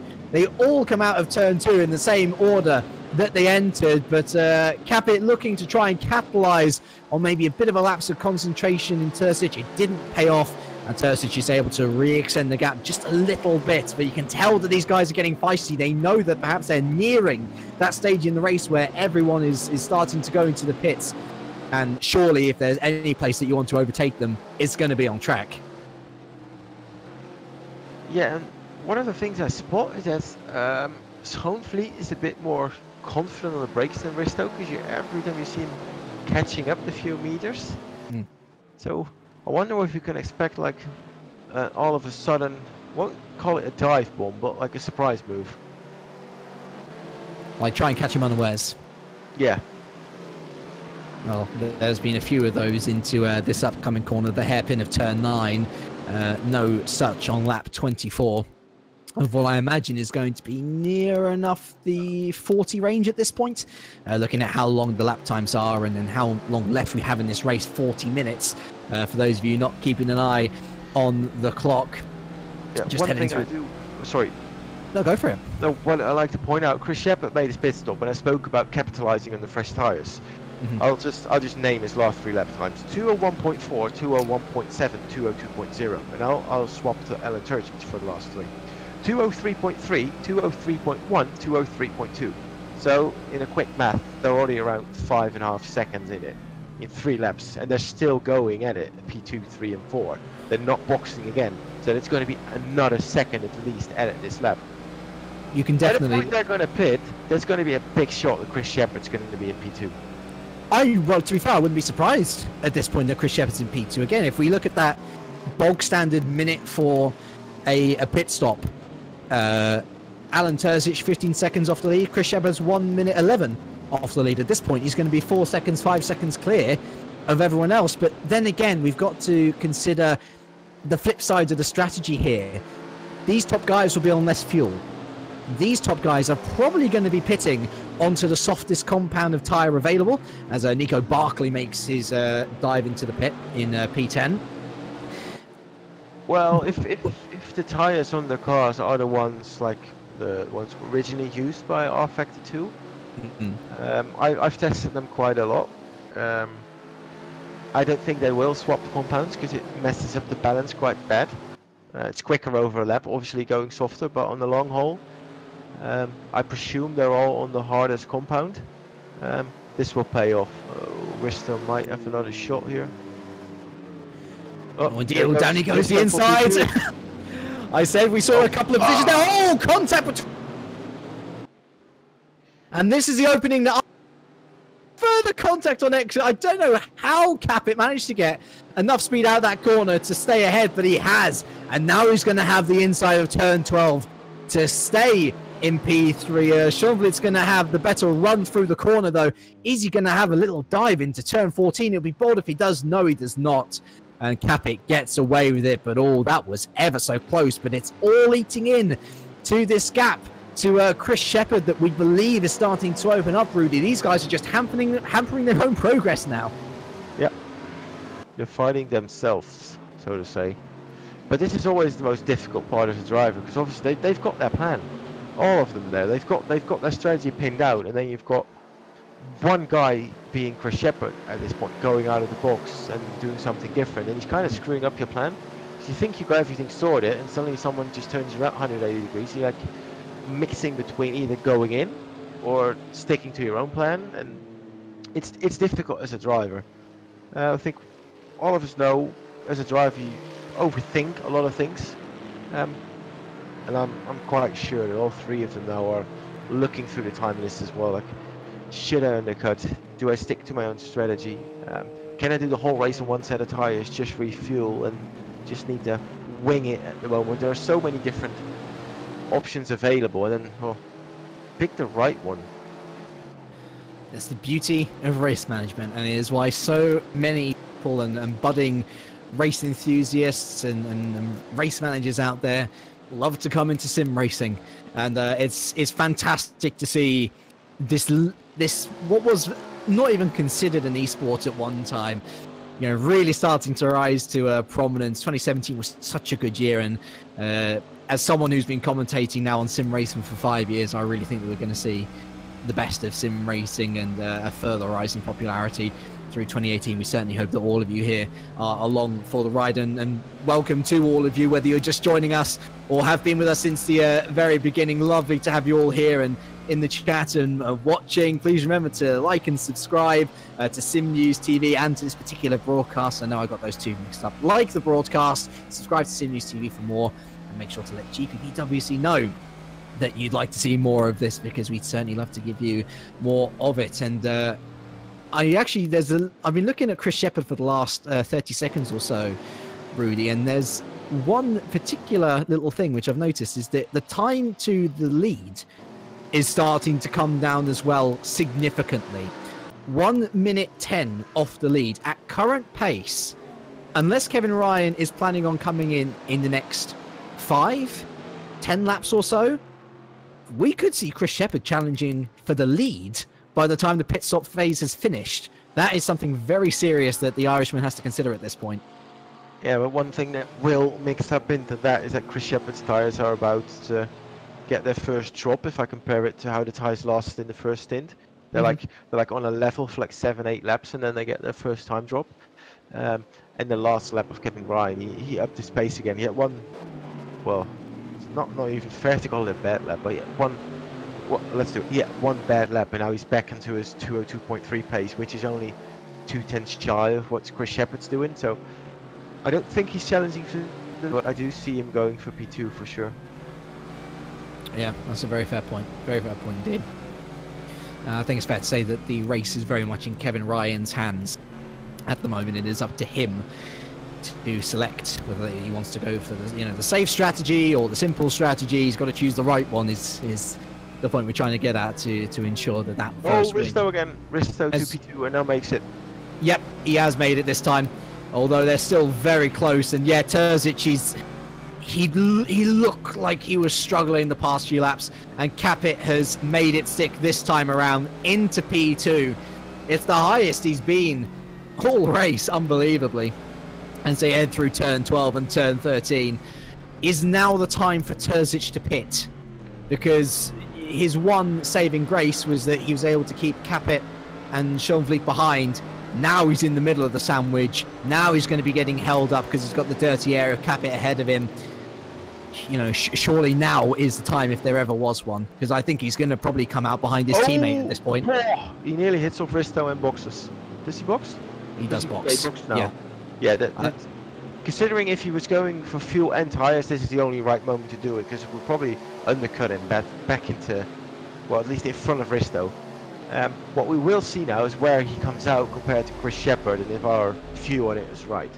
I think he's going to be coming out behind Lopez. Honestly, he comes in some 17 seconds off the lead. A minute would suggest that he comes out roughly 1 second to 5 seconds behind Lopez. Admittedly, he will have fresher tyres than Lopez by about 5 laps or so, as Bogarts and Kastorp follow Terzic into the pits. Out comes Terzic. That was a really quick pit stop. I wonder whether he just fueled up. It seems like he did no tyres. A bold call for certain from the Street Fighter driver, and he comes out in P7. Wow, that must have been a fuel stop only. Yeah, looks like it. So that's one of the options I opted earlier, like the possibilities here. And actually, the gap still about 20 seconds to Chris. So yeah, looking at Kevin Ryan's pace, well, now seeing one guy do it, I can assume he's going to do it as well, because he's even 28 laps into the race, got 30 minutes to go, and he's still quickest on track. And looking at driving style from Bristow, it kind of points me towards him as well for doing it. But then there's going to be people who are going to opt for the fresh tyres and be the fastest one on track in the end. So some people doing it, some not, will make our job more interesting, because there's going to be quite a big pace difference in the end. Well, you've got to look at the two drivers who pitted on that lap alongside Terzic in Boggarts and Kasdorp. Boggarts also looks to have just pitted for fuel as well, or maybe just tyres. We've got to consider that possibility, that people have gone in with a full tank of fuel. As yes, our race leader Kevin Ryan is in, but while we watch him go into the pits, it's possible that it could be the other way around. They've just pitted for tyres as opposed to fuel. They went in on a full tank. Either way, Kasdorp looked like he had to pit for both. Boggarts looked like he only had to pit for one, because Kasdorp is still in the pits actually, as Schoenvliet goes into the pits as well, which leaves Capit taking the lead for the first time this year. Yeah, Costa and Al-Sabti as well. So yeah, there's a lot of people coming in now. Oh, Hani and Arnie in the same pit box. Oh, God. Oh, you're right, they can't do that. No, one's got to wait on the other, so that there goes my podium shot. That is Adonis Engineering faux pas. Yep. Hani Al-Sabti, all that good work, partially ruined by the fact that Adonis Engineering did not communicate what lap they were going to come in on. So Risto Capit now leads. He won't for that much longer, though. Kevin Ryan in and out into P2. Borja Milan still going in P3. And is that's Philip Morby who's been lapped. So Schoenvliet out in P4. Terzic. So Schoenvliet has gotten past Terzic, who's rough on exit there of turn 2. Costa 6th. Kumar hasn't pitted in 7th, but there's Chris Shepherd rising up the order. He's passed Al-Sabti, he's passed Lopez, he's passed Boggarts. The big question, so actually important to note, is that he's not past Terzic, he's not past Schoenfleet, and he's not past Ryan. Will he be past Capit? And so yeah, actually, another interesting that's thing the only one he can pass, isn't it? That I just noticed. I'm not 100% sure, but I'm about 98% sure. Hani only swapped front tires. So, oh really? Yeah, I wonder what that's going to do to his car balance. Cause it's a difficult one, and I see a lot of oversteering. He's going to retire. Kasdorp's out the race. Hani is out of the race. And Hani's out of the race. Well. So in short succession, two Dutchmen fall out of the race. Kasdorp out. A problem in the pits. And Al-Sabti out with what we think is a tyre problem, I guess. No, it's a suspension. But it looked like he only swapped the front tyres, because I could only see the front of the car go up and drop, and normally you see like front and rear. So I'm not 100% sure, but yeah, I'm sure, because now for Risto I don't see his car moving, so he's just refueling. So drama in the pit stops, as two of our strong point scorers are now completely out of the running. Risto Capit pits. Is Borja Milan going to follow him in? Yes, he is. And I imagine that Naranjan Kumar is coming in as well. Yes, he is. So the pit stop phase, is coming to an end. Kevin Ryan remains in the lead. Risto Capit out into P2, just ahead of Arnie Schoenvliet. And so that means that both Street Fighters, who were second and third, have lost out massively. Terzic is now 4th. Fran Lopez is now, after pit stops have been adjusted, P7? P7. Ricardo Costa benefits, he's up to P5, and Chris Shepherd really is the one who's made the undercut work the most here. He's up to P6, although he's arguably got the most to lose in the final 20 minutes as well, as he will have the worst tyres, we believe, by the end of the race. No, because Chris and Lopez swapped tyres, and Ryan, Capit, Schoenvliet, Terzic and Costa didn't. So good point. Yes. So that's gonna be the mix in the field, because Chris Shepherd's quite a bit behind now. He's got 13 seconds to Costa and P5 in front. But then it's gonna be, what's the tyre difference gonna be? Because the whole top 5 didn't swap tyres. They just put full fuel in the tank and just wing it, basically. Do you know that that GIF of Zach Galifianakis, who has all of like the maths and numbers running through his head as he's trying to think. That's me right now. There's so many different strategies that we can see when someone doesn't pit for tires. But that's as much as we know. We don't know whether somebody is refueling. We don't know whether somebody is switching compound, although you've said it yourself, arguably not the best idea. But what we can tell you is that we are over an hour into this race now. The final third of the race is upon us. And this is the order as it stands. Ryan retains the lead, 14.8 seconds ahead of Capit. Both of these two have not pitted for tyres, though. Is that going to be a factor later in the race? We are not entirely sure, as the only man, or the furthest forward man, I should say, rather, to have pitted for tyres, at the very least, is Chris Shepherd in P6, who's 34 seconds off. Will he be a factor later into the race? We're going to have to wait and see. Schoenvliet is the third man rounding out the podium, with Terzic behind in fourth. Costa, Shepherd, Lopez, Boggart's up in PA. Great result for him. Milan and Barkley from the back of the grid rounding out the top 10. And the rest of your point scorers are Kumar, Clip, Angeloni. Remember, after that incident with Kastorp earlier in the race, may yet see reprimand for that. Carlsvard into the points. Great for April and Scuderia Basilia. And a man that we've not even talked about all race, Rono Muru, is currently in that final point position. And really, this is what we were going on about much earlier, Rudy, is as long as you keep on going, as long as you keep the pace consistent, you never know whether people ahead of you are going to drop out 45 minutes in, an hour and a half in. And Rauno is currently the man who is benefiting the most, having scored or being in a points position for the first time this race.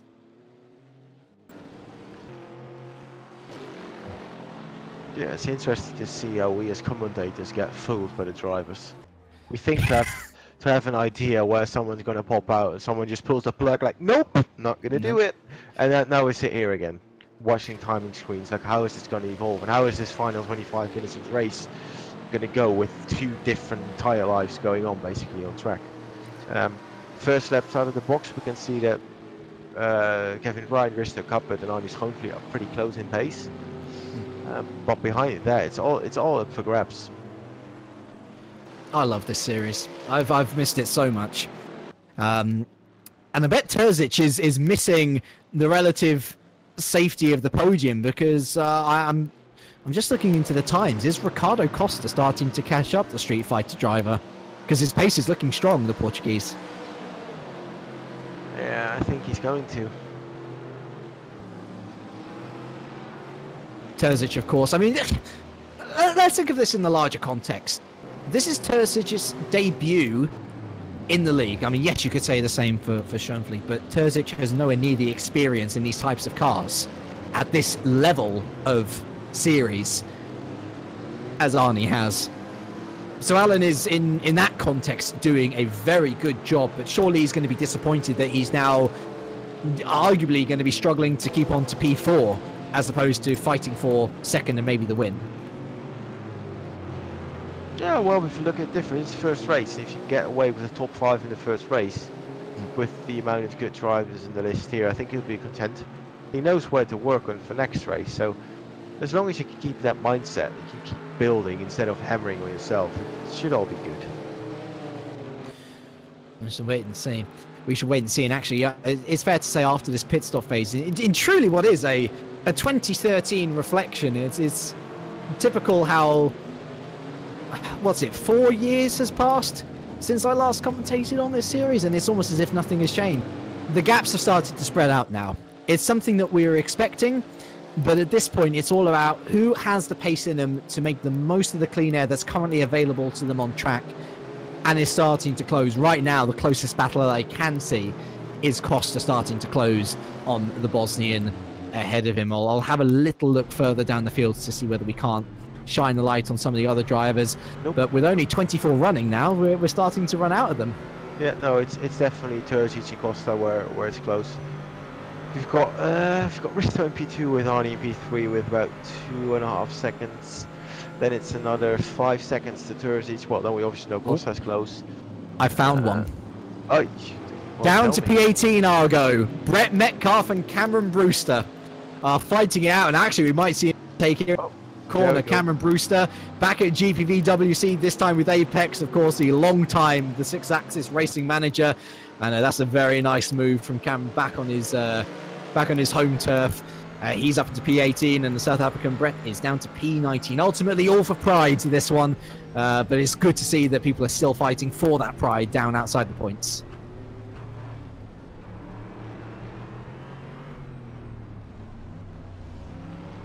And I think it's probably worth going back up now to P4. Because Alan, well, now actually we've got the additional factor. We saw it earlier in the race, but perhaps not to this extent, of traffic coming into play as Tristan Potters of Aurora Motorsports moves out the way. And Terzic seems to move his way past nicely, but this will be the biggest potential hold-up for Riccardo Costa in his pursuit of the Street Fighter Corvette. Will the cars ahead of him play nice, or will he have to force his way through?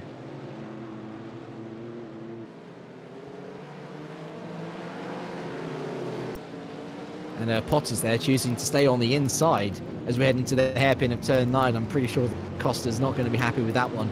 In the very simplistic Magcape livery, although actually on exit, that's good back marking from Potters. I'm just imagining, I'm getting flashbacks of Vettel with that blue flag image. I'm pretty sure that's probably what's going through Costa's mind right now. He can see a P4, and what an impressive result this will be for, to be fair, I've only really seen him in Super League this year.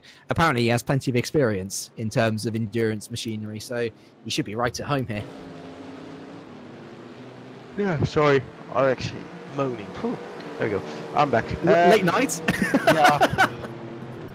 That's one of the factors that comes into play for me with the job I got this year. It's about exercising twice a day for 5 to 6 days a week. So yes, about these times in the evening, it's 22:30 here in Holland nearly. It's yeah, it's tiring. The job is good. I'm not going to complain. I've got one of the best jobs in the world. So of course.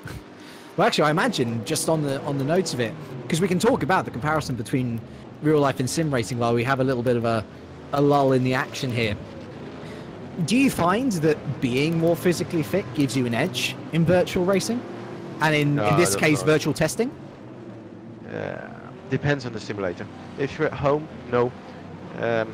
As long as you can keep your mind in it for about 90 minutes or whatever the race length is, I don't think there's any big difference in a physical advantage. But if you get into the more serious simulators, which are actually physical to drive regarding the steering input, braking input, and all those kind of things, then yes, it does make the difference.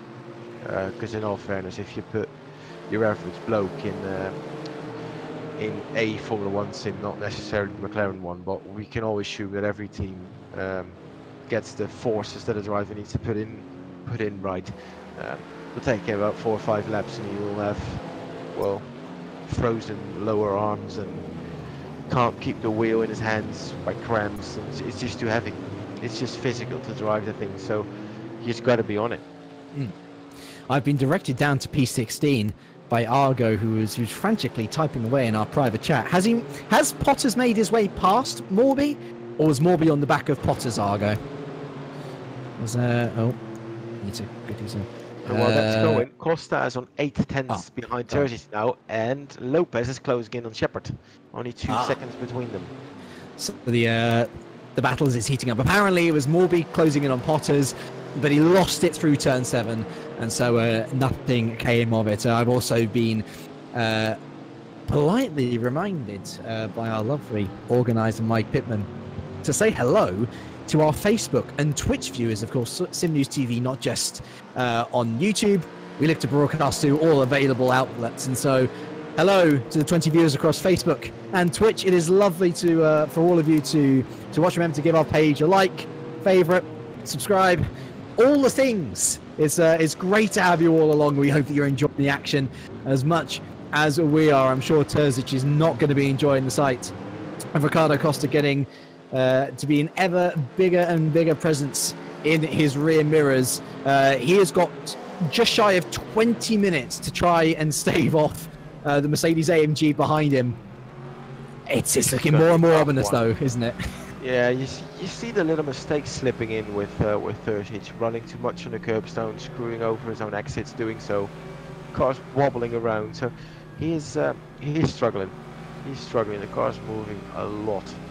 And behind that, friend to Shepherd, 1.2 seconds left there. So at one point we're going to be like, oh well, where should we look? And now we've going to need 2 cameras basically. We will do our best. Oh, another one. We've got Nico Barkley and Borja Milan, 4 tenths apart. So okay, yes, let's go to this one then. 3 cameras. Yeah, Nico Barkley has had such an impressive race. I guess it's made all the more impressive after Al Sabti dropped out, because Al Sabti was kind of stealing his thunder on this one. But Borja Milan, what can we say about this Radical Epic car? It looks great in terms of livery. The pace is clearly there. The comfort for Milan in his machinery is not, though, as Barkley dives to the inside of turn 9, and that is as definitive as you'll see in a move. The Peruvian moves up into P2 ahead of the Spaniard, and yet again it's a case of Milan just not comfortable on the brakes, not comfortable through the higher speed corners. Work to be done for the Epic outfit as they head into Australia. Yep, that's one out of the books. 6 tenths between Terzic and Costa, and 1.3 seconds between Shepherd and Lopez. So getting there. Risto is, in the meantime, showing his pace that he can stick in it consistently and keep it, because he's matching Kevin Ryan at the moment. We see Arnish Holmes dropping back a little. Bit of a lonely P3. They don't expect much to happen there in the last 15 minutes, but behind that P4 and 5 and 6 and 7. Oh, yeah, I hope they'll break loose soon. We know Fran can be aggressive in the fight and at least gives it a go. So that's going to be... Oh, Terzic goes wide again, which gives Costa a bit better exit. Sorry. So, yeah, we're going to need 2 cameras. We're going to need 2 cameras. I think the battle for P4 is going to be the one that will take our priority for now as the higher position as. And Ricardo Costa, he's had a very quiet race in comparison to his rivals, but he has made it work, and he is now into a very handsome position for Madcape, who had a bit of a troubling time here at GPV actually in the last year or so. It'd be nice to see them up where they belong. Really, there's such an established outfit. You'd expect them to see them up in these heights all the time. Not being the case, but Ricardo Costa looking to reclaim some former glories for the South African outfit as we head into the 3rd sector on the 36th lap. It's confidence and focus starting to wear on the drivers, as that's a bit of a sideways moment for Terzic. It can work in part in that corner because it allows you a better exit. It does not do good for the tyres, though, and ultimately I think that is what is starting to fall into Costa's favour. He has not had to battle much. He's been able to focus on tyre life a little bit, and it looks like he may yet come up trumps in the battle for 4th. Right on the back now of Terzic as we head on to lap 37. Into the slipstream now. Will we have a little dive into turn 1? Oh, a little bit of a wiggle there from Terzic. Sticks to the outside. Costa dives through, and surely that is going to be game, set, and match unless Terzic can find some sort of pace on the outside. He cannot. That move was coming for a few laps, and it was actually a little bit more simple than perhaps we were expecting. Ricardo Costa makes his way up into P4, and Terzic just to settle the P5. Yeah, and well, that one's gone. Friends now actually hitting the rear of Chris Shepherd on the straight. Oh, yeah. That's how close they are. So we can go from one to the other, because Friend's going to try it here. He's going to dive up the inside. Oh, goodness me, into turn 4. That's bold. Oh, wow, yeah, he's going to... He's got to bulldozer himself by. You know what? On exit, Chris Shepherd will be probably fuming. Yeah. I'd call that fair, personally. I think he saw the gap, went for it. A little bit of banging, but then that's tin top racing. You've got to kind of take the criticism with the praise, and that's just the sort of driver Fran is. Chris has to be aware of that. Fran up into P6 though, and I imagine he's probably going to be staying there because he's got the fresher tyres ultimately. Yeah, and we actually saw Chris giving another go into the hairpin as well, trying to get close again. But yeah, with 12 minutes to go, it's one of the things you can expect. I expect a Fran to take it as well, and it was I said bulldozer, but by saying that I mean that they just had like wheel on wheel contact.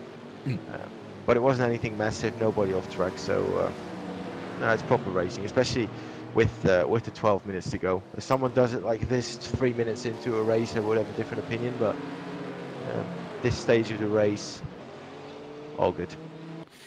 No, it was bulldozed in the sense of he was immovable throughout the corner.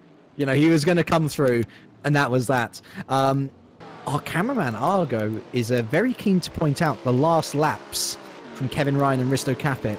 Kevin Ryan, 204.2. Risto Capit, 202.9. And the gap has come down to 12.3 seconds. Yes, there is only 10 minutes left of this race. But could there yet be a final twist in the tail? Should I just jinx it and say no? Well, I mean, ultimately, it's a question of is Ryan just cruise? Well, he's got a 14-second gap to play with. Yeah, we can say two things. How does Ryan's car look at the moment? It's not anything strange on balance, so we can scrape that one. Did he have traffic? Not either. So he can either up his pace now and show us wrong, or there's some serious tire thing going on. I wonder.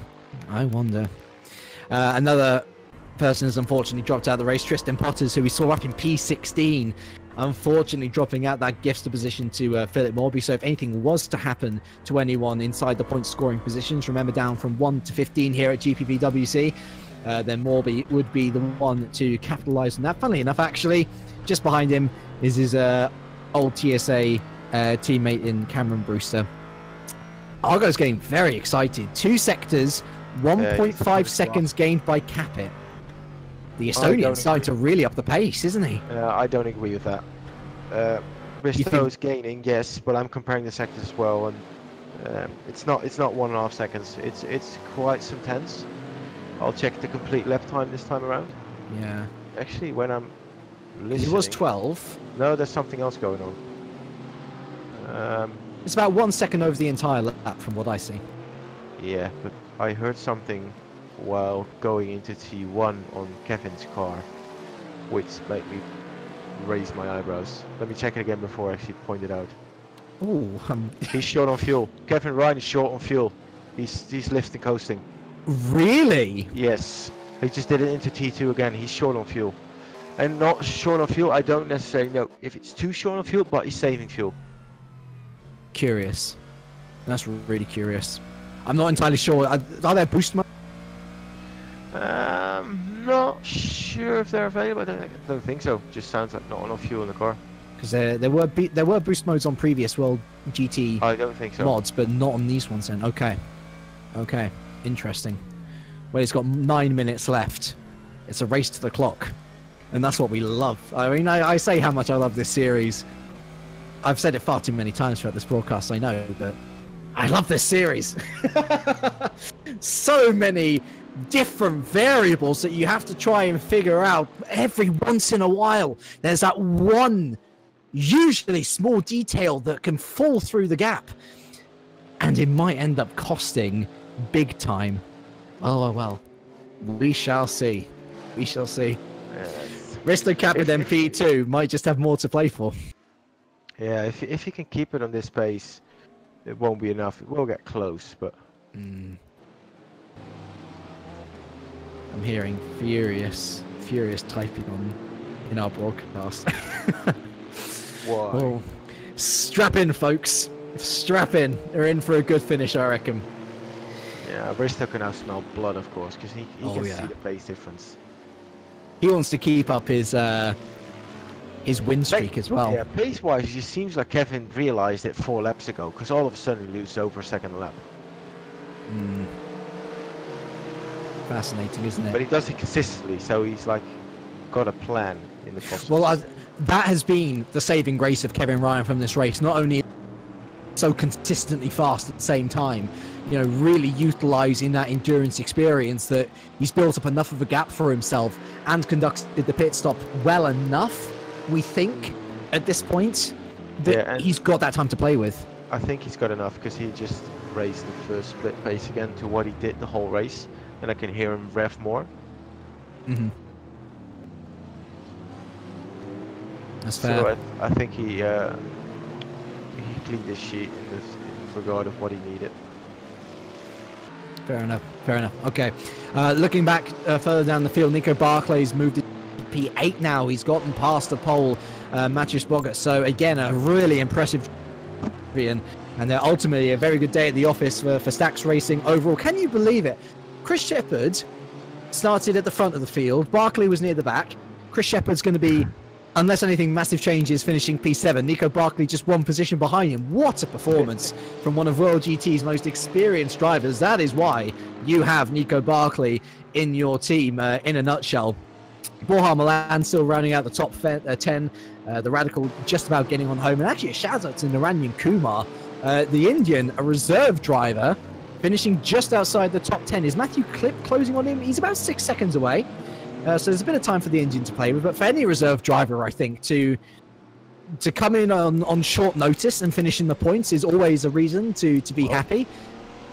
Clip's there was an Sorry, Clip's closing apart. So over 1.5 seconds a lap. So with 6 minutes to go, presumably where Kevin's on track now, that's going to be another 4 laps, maybe 5.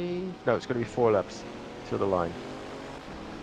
Around 4 laps, close to the 4 lap point. So yeah, Matthew's got his hands full. It's going to be like one of these things where he's going to catch him up at the end of the race, like last lap. He's going to be on him, which gives us something exciting to talk about.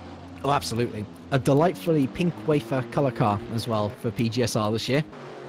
I like to see the different variations on colors. It's good to see some new schemes in and amongst the field. Pink is good. Pink is good. I've seen the Force India car in real life in Barcelona when I was there to watch the winter test. That thing in the sun is so cool. It's we don't even know whether the name's changing it or whatever, but either way, power to the pink is my opinion. I'd love to see more. Actually, looking at Osvaldo Angeloni, a beautiful purple there as well. Although Angeloni, I guess, a little bit of a cloud hanging over his head. I don't think there's going to be too much worry in losing P13 even in the final results.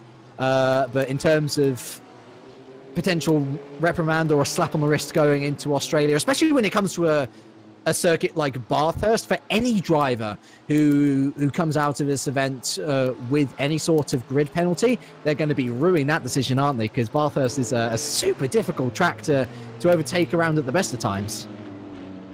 Bathurst is horrible in that regard.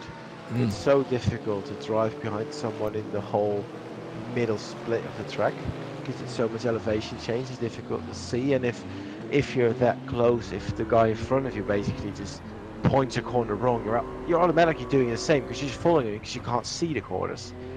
Then you've got the very long back straights. It's going to be like who's going to set up the car for the straight, who's going to set it up for the middle split. So exciting, but very difficult from a driver's perspective. Yeah, for sure. It's going to be a good race. I hope to join in on that one, certainly.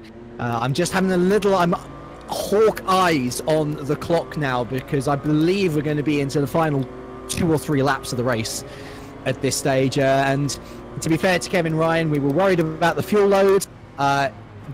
Doesn't look to be that much of a problem anymore. Still 9.4 seconds, yeah, to Risto Capit. So he's up the pace.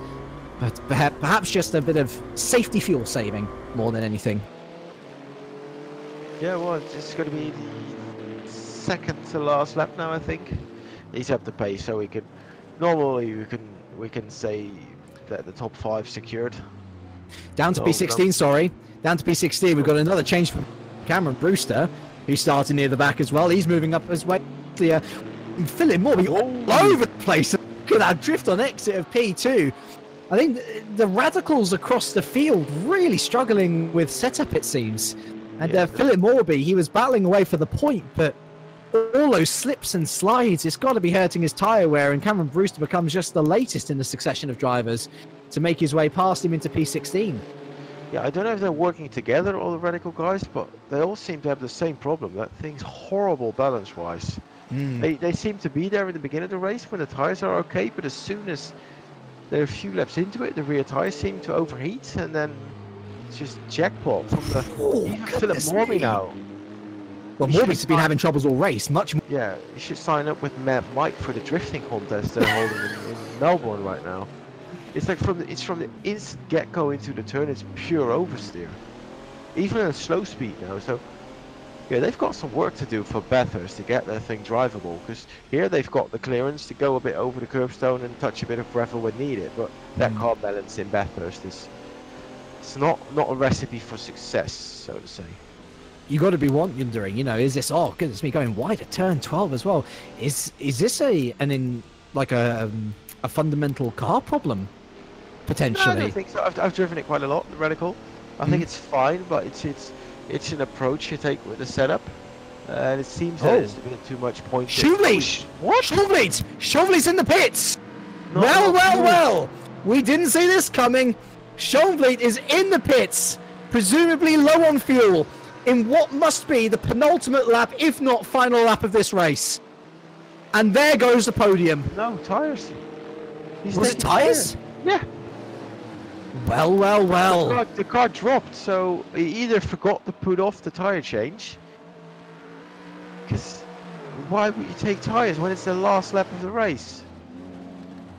Problems in the pits for Adonis Engineering. A potential double top 5 we were looking at has completely imploded into a P8. Yeah, it's massively lifting, so I think he's actually lifting as much to get below the 90-minute mark, so the race ends this lap. Yes, that's smart, isn't it?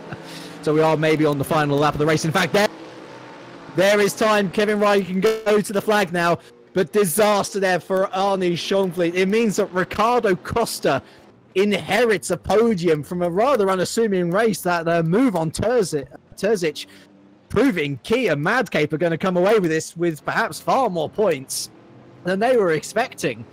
But well, coming down, I should say, the penultimate straightaway, SimTech Motorsports, be sad no more. You've taken a pole position, and you are going to take the first race win of World Grand Tour 2018. Kevin Ryan, the Irishman, takes the win in what has been a fantastic start to the GT3 pack era. Risto Capit, the man who's dominated the URD era of World GT, takes home P2. A strong performance from him. The Portuguese driver, Ricardo Costa, effectively inherits the final podium, making it a Bentley Mercedes podium. And what a street fighter. Well, work to do, you'd have to say. Alan Terzic on debut, coming home an incredibly impressive P4. Fran Lopez, his teammate, just behind in P5, but it could well have been a double podium for them. Chris Shepherd, after an undercut, really made the most of it. He came home in P6 there, just ahead of his teammate, though, Nico Barkley, who had a fantastic race from the back of the grid. The only reason he shines, though, is because of Hani Al-Sabti's misfortune and damage, seeing him retire. What a shame for Arne Schonfleet, running so solidly in the podium, only for tyre issues to see him hit at the very death. P8 for him, though, a decent return with Matthias Bogarts there in P9. Great stuff for the SimTech team overall.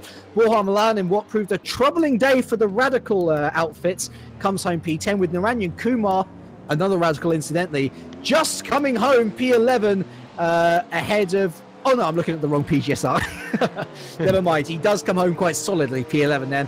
And Matthew Klipp, who scores points quite nicely for PGSR and the McLaren there. Osvaldo Angeloni, will there be repercussions for that move? Dubious on Kansdorp early in the race. We shall see. For the meantime, he finishes P13. He scores good points. And I believe this is a first for GPVWC, and I do apologize if I get this wrong. I've been away for quite a while. I don't have all the statistics in my head, but I believe this is the first ever female points scorer in GPVWC history. April Karlsvard scores 14th for Scuderia Basilia. Rano Muru, he finished a lap back, but he scores points anyway for TTF Racing. They'll be delighted with that. Other finishers include Brewster, Morby, Metcalf, Joseph, Willis, Ruda, Buckley, and Osserklint, who finished way back 3 laps behind. Your retirements from this race, and there are quite a few of them: Potters, Al-Sabdi, Kazdorp, Enamorado, Hinz, Helpap, Veit Wilson, Long, Nosin, Browning, and Miroslav Davidovic. But at the end of the day, what a performance from Kevin Ryan, Rudy. Didn't lead from start to finish by any stretch of the imagination, but once he got into the groove, boy, was that groove good. Yeah, he just stayed calm. He did everything he needed to do, keep his head in the game, capitalize when possible. And as soon as he got into clear area, he just flatlined his pace and just extended the gap and played it safe, kept the pace good, and just the only job he needed to do, keep it on track and get his first win here. And what of Risto Capit? I mean, surely going to be disappointed that his apparent reign of domination is over, but P2, he's still just as competitive as ever. Yeah, knowing Risto, he's just going to work harder for the next race and get back. Always being in position to win everything without too much of a fight. It's not the good way either. So now he knows what fight he got on his hands for this season, and if it falls his end in a way, he'll be double happy. So it's all good. He'll get back. And I guess what's most promising for the series is unless I've pulled a massive brain malfunction, every single manufacturer finds themselves inside the top 10. Yes. So that is fantastic to see, and we've sung their praises plenty already this broadcast, but well done, ISI. This is a fantastic bit of DLC. And I think we've got a graphic ready to go up. I'm interested, Rudy. I mean, we've got our driver of the day, as I'm sure you can see in our little chat, ready to go. But are there any shout outs for you in regard to people who impress you today? I think we should give a shout out to the whole field in general, being 35 cars, being so clean as far as we could see in the first laps, just pulling off a great show. It's been a while that the grid has been this big, and it paid off. Cars are good, the field's mixed, the level of drivers is mixed properly. So I think everybody had his own fights in the race. That's the main priority. Yep, absolutely. And I think, Argo, are you ready with the graphic? Because I don't want to put you under pressure here or anything. I think from my view personally, actually, it's great to see so many people seemingly on pace. And I imagine with the different circuits, with the different setups, as people progress with their driving styles and getting used to the car, I can only imagine it's going to get even more competitive. And yes, that's the one, Argo. If you can just throw that up. So we have a selected driver of the day from our lovely panel over at SimNews.TV. We'd like to say congratulations to Kevin Ryan. It at least in recent memory, it takes a lot to beat Risto Capit. He has won every race he has competed in since the beginning of 2016, and he's been beaten today. He has been not well beaten by any stretch of the imagination, but he has done fantastically well for himself, and he's gotten him and SimTech off to the best of starts. In fact, I think SimTech leads the drivers' champion or the team's championship as well, with Boggarts finishing in a P9. So well done to Kevin, and thank you all very much for joining us. Unfortunately, we don't have driver interviews. We need to be I guess the official broadcast of GPVWC to do that, since we've got our own exclusive broadcast channel here for SimNews.TV. But Rudy, what a way to reintroduce World GT to the masses. It couldn't have provided much more entertainment if it tried. Yeah, like I said about who's your favorite driver of the day, they all gave us a great show, and I think we can all look forward to the next race. Being Bathurst, it's going to be exciting. Going to be probably a bit different regarding to which drivers will be up front with different cars suiting different tracks, and well, just makes it more exciting in the long haul for everyone. So I look forward to seeing who will capitalize on the challenge of Bathurst. Absolutely, as we all, I imagine. Well, in terms of what you guys can do from here on out, again, if general, feel free to like, follow the page. We'd really appreciate it. And SimNews TV is actually going to be back next week with their regular coverage of the GPVWC Career Ladder, Formula Challenge on the Tuesday, Super Cup on the Wednesday, and Super League on the Thursday. If you guys, though, want to see more SimNews TV coverage of World GT, then please let the league know. We were basically billed as alternative coverage for today. We would very much love to be your main coverage, and hopefully with your help and with your enthusiasm, we can make that happen. So I guess all it leaves me to do now is to thank so much Argo today for filling in today as cameraman, and for being so enthusiastic with all the stats and all the up-to-date things that myself and Rudy couldn't catch. And thank you so much to Mike Pittman as well, who managed to fill in very quickly before, of course, Mr. Rudy, you joined us. Thank you so much for taking time out of your schedule. It's been a real pleasure to commentate with you today. Yeah, thanks for having me. It's good fun to, it's been a while that I did a commentary thing, but it's good fun to get back and especially be on this side of the screen, because if you're driving, it's always stressful and preparation, and I can just wing it, go in it, and enjoy whatever was going on track. So it's good fun. 90 minutes flew by, so yeah, I'll pop in more often this season when I'm home. So want to see how the season evolves. We should work again sometime, I think, and I hope to see you all again. Kirk, feel free to follow us on all of our social medias. I'm sure there's plenty of opportunity to see that. And have a great evening. Thank you very much for watching, and goodbye for now.